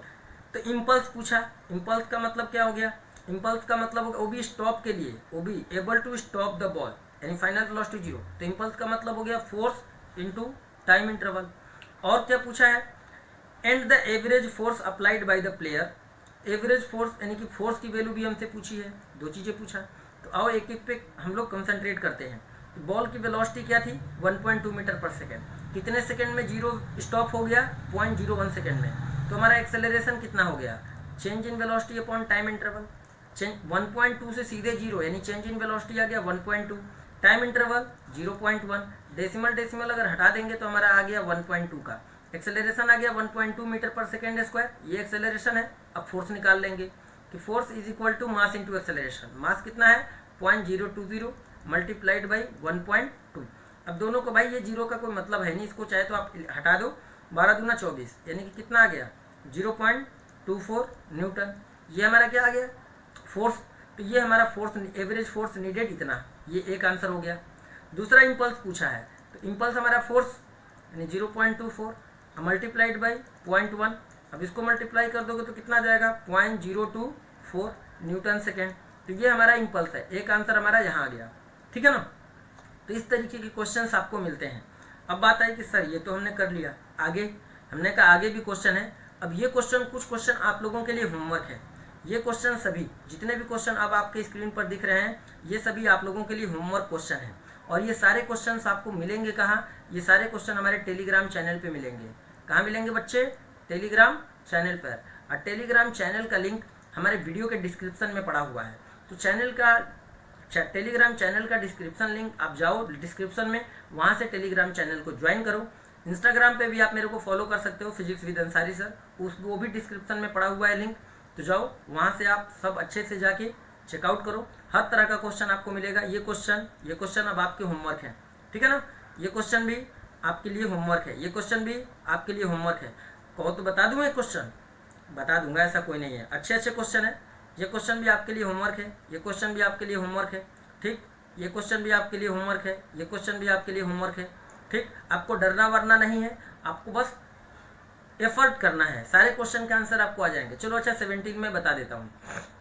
लिखा है कि the momentum of an moving object of mass 2 kg is 5 kg is 20 kg metre per second. Momentum दे दिया है 20 kg metre per second, mass दे दिया इतना। What is the velocity of the object? सबसे पहले तो हमने कहा वेलोसिटी बराबर हो जाएगा मोमेंटम डिवाइडेड बाई मास, क्योंकि p बराबर mv होता है, तो ये आ जाएगा। मोमेंटम हमारा कितना है? 20, मास कितना है? 5, वेलोसिटी कितना आ गया? 4 मीटर पर सेकेंड। तो पहले पार्ट का आंसर तो क्लियर हो गया, यहाँ तक कोई दिक्कत तो नहीं। अब अच्छा, एक्चुअल में ये क्वेश्चन बेटा डिफरेंट है, ये क्वेश्चन यहाँ से डिफरेंट है। अब ये दूसरा क्वेश्चन है, फिर लिखा है ये दूसरा क्वेश्चन है, ध्यान रहे 17 के बाद ये क्वेश्चन नंबर 18 है और ये 19 है, ये एक डिफरेंट क्वेश्चन है। इस क्वेश्चन पे आते हैं। लिखा है an object of mass 2 kg is moving with a velocity of 10 metre per second, find the momentum of the body. तो ये देखो, ये क्वेश्चन नंबर 17 था। ये जो 11 लिखा है ना, ये भी एक क्वेश्चन है जो इसी में अटैच हो गया है। बाई मिस्टेक टाइपिंग एरर जानते होता रहता है, तो ये एक डिफरेंट क्वेश्चन है। मास दे दिया, वेलोसिटी दे दी, मोमेंटम पूछ लिया। मोमेंटम बराबर मास इंटू वेलोसिटी। मास कितना? 2, वेलोसिटी कितना? 10। आया कितना answer? 20 kg metre per second. फिर पूछा है कि okay of the body also calculate the value of the constant force which में reduce the velocity of the object to 0 when applied on it up to a distance of 10 metre. बोला है एक constant force की value बताओ जो उस body को क्या कर दे रहा है, ये जो बॉडी 10 मीटर पर सेकेंड से मूव कर रहा था, इसको स्टॉप कर दे रहा है ऑब्जेक्ट टू 0, ठीक है ना। Velocity of the object to 0 when applied on it upon a distance of up to 10 metre. 10 metre के बाद बॉडी को रोक दे रहा, तो कितना फोर्स बॉडी पर लग रहा है। हमने कहा अच्छा, तो ये फार्मूला लगा लेते हैं, v² बराबर u² प्लस, चूंकि रोक रहा है ना बेटा, तो रोकने के केस में रिटार्डेशन होता है, माइनस साइन यूज करते हैं, -2as। फाइनल वेलोसिटी 0, क्योंकि ऑब्जेक्ट हमारी रुक रही है। इनिशियल वेलोसिटी 10 है, 10 का स्क्वायर करेंगे 100। इस कॉन्सेप्ट से आप एक्सेलरेशन इक्वेट कर लो, तो एक्सेलरेशन बराबर आ जाएगा u² अपॉन 2s। u कितना है? 10, 10 का स्क्वायर 100 डिवाइडेड बाई 2, डिस्टेंस 10, तो ये 0 0 कैंसिल, ये इससे कैंसिल, आ गया 5। तो 5 क्या आया? एक्सेलरेशन की वैल्यू। अब पूछा है कि फोर्स कितना होगा, तो फोर्स हमारा कितना होता है? मास इंटू एक्सेलरेशन। मास कितना दिया? 2 kg, एक्सेलरेशन 5, तो force needed is mass into acceleration 2 into 5 is equal to 10 newton, ठीक है ना। तो एक्चुअली में क्वेश्चन नंबर 17 के साथ एक और क्वेश्चन बगल में ही ऐड हो गया है। अब ये कैसे ऐड हुआ है मेरे को नहीं पता, जानते ही एरर हो जाता है। तो ये हमारे दोनों क्वेश्चन यहाँ पर मैंने सोल्व कर दिए। अब लिखा है momentum of an object becomes 600 kg metre per second from this in this, तो calculate the force applied on the body. अब देखो momentum 600 kg metre per second से 150 kg मीटर पर सेकेंड हो गया, तो चेंज इन मोमेंटम हमारा कितना हुआ? पहले 600 था, अब 150 हो गया, तो 150 हमारा माइनस कर दिया, तो चेंज इन मोमेंटम हमको कितना मिल गया? इतने में से इसको घटा दें, तो घटाएंगे तो हमारा कितना आ जाएगा? 450 kg मीटर पर सेकेंड। इतना चेंज इन मोमेंटम है, वो भी कितने ड्यूरेशन में ये मोमेंटम में चेंज हुआ है? 2.0 सेकेंड में। क्या पूछा है? फोर्स पूछा है, तो फोर्स का जनरल फार्मूला मतलब देखा जाए न्यूटन लॉ ऑफ मोशन के अकॉर्डिंग, तो delta p upon delta t, तो हमारा आ गया 450 डिवाइडेड बाई 2, डिवाइड कर दो, 2 2 जा 4, 2 2 जा 4, 2 5 जा 10। बॉडी पर कितना फोर्स लग रहा? 225 न्यूटन का लग रहा है फोर्स, है ना। तो इस तरीके से हमारे क्वेश्चन के आंसर हो जाते हैं सारे, कोई दिक्कत नहीं होती है। अब देखो क्वेश्चन नंबर 19 और क्वेश्चन नंबर 20, अगर कोई बताने लायक होगा तो ज़रूर मैं बताऊंगा, देख लूँ, और नहीं बताने लायक होगा तो आप लोग ट्राई कर लेना। अ मैन मेड, चलो ये बढ़िया है। देखो बेटा ये क्वेश्चन बड़ा अच्छा है, ये क्वेश्चन पढ़ो आप लोग, और ये क्वेश्चन एनडीए में भी पूछा, इस टाइप का क्वेश्चन एनडीए में एक बार नहीं 2-3 बार पूछा गया है, तो ये एक इंपॉर्टेंट क्वेश्चन है, इस पर आप स्टार बना लो। इस तरीके का क्वेश्चन आपसे एनडीए में कई बार पूछा गया है, और ऐसा क्वेश्चन आपको क्लास 11th में भी मिलता है, ऐसा क्वेश्चन आपको क्लास 9th में भी मिलता है, ठीक। आपके एकेडमिक्स में भी ये सवाल पूछे जाते हैं। लिखा a man weight 60 kg runs along the rails with the velocity of 18 kilometre per hour, ठीक है, 18 kilometre per hour, and jumps into a car of mass 1 quintal यानी कि 100 kg standing on the rails, calculate the velocity with which the car will start travelling along the rails. जब भी ऐसा question देखो कि एक आदमी है 60 kg का, इस इतने स्पीड से ट्रेवल कर रहा था, और वो क्या एक जो स्टैंडिंग था रेल उसके ऊपर जंप किया, जंप करने के बाद इन्होंने क्या पूछा कि velocity with which the car will start travelling. ऐसे क्वेश्चन जब कभी भी आपको दिखे कंजर्वेशन ऑफ मोमेंटम लगा दो, यानी कि initial momentum is equal to final momentum. अब इनिशियल मोमेंटम तो मास ऑफ m1 v1, और फाइनल मोमेंटम यानी कि m2 v2। v2 आपसे पूछा गया है, शुरुआत में हमारा मैन का मास कितना 60 kg, किस स्पीड से ट्रेवल कर रहा है 18 kmph। अब देखो ये 18 kmph लिखा है, तो 18 kmph को मीटर पर सेकेंड में चेंज करने के लिए 5/18 से मल्टीप्लाई करेंगे, तो हमारा वेलोसिटी कितना आएगा 5 मीटर पर सेकेंड। तो हमने यहाँ लिखा 5 मीटर पर सेकेंड। अब m2 पे आते हैं कि m2 हम कितना लेंगे, m2 कितना लेंगे, तो बेटा 100 kg की तो कार ट्रैक था, रेल था, और इसके ऊपर 60 kg का आदमी लद गया, तो अब दोनों कंबाइंड हो गए, तो टोटल मास m2 कितना हो गया 160, तो ये हो गया 160। और ये 160 वाली चीज़ें किस स्पीड से ट्रेवल कर रही है, तो v2 ही हमसे क्या करना है, v2 ही हमको निकालना है। तो v2 बराबर कितना आ गया, अब v2 बराबर आ गया 60 मल्टीप्लाइड बाई 5 डिवाइडेड बाई 160। 0 से 0 हमारा कैंसिल हो गया, 2 से काट देंगे 3 आ गया, 2 से काट देंगे 8 आ गया, 3 5 जा 15 आ गया, और ये 8, यानी लगभग देखा जाए तो 1 पॉइंट यानी लगभग 2 के करीब है।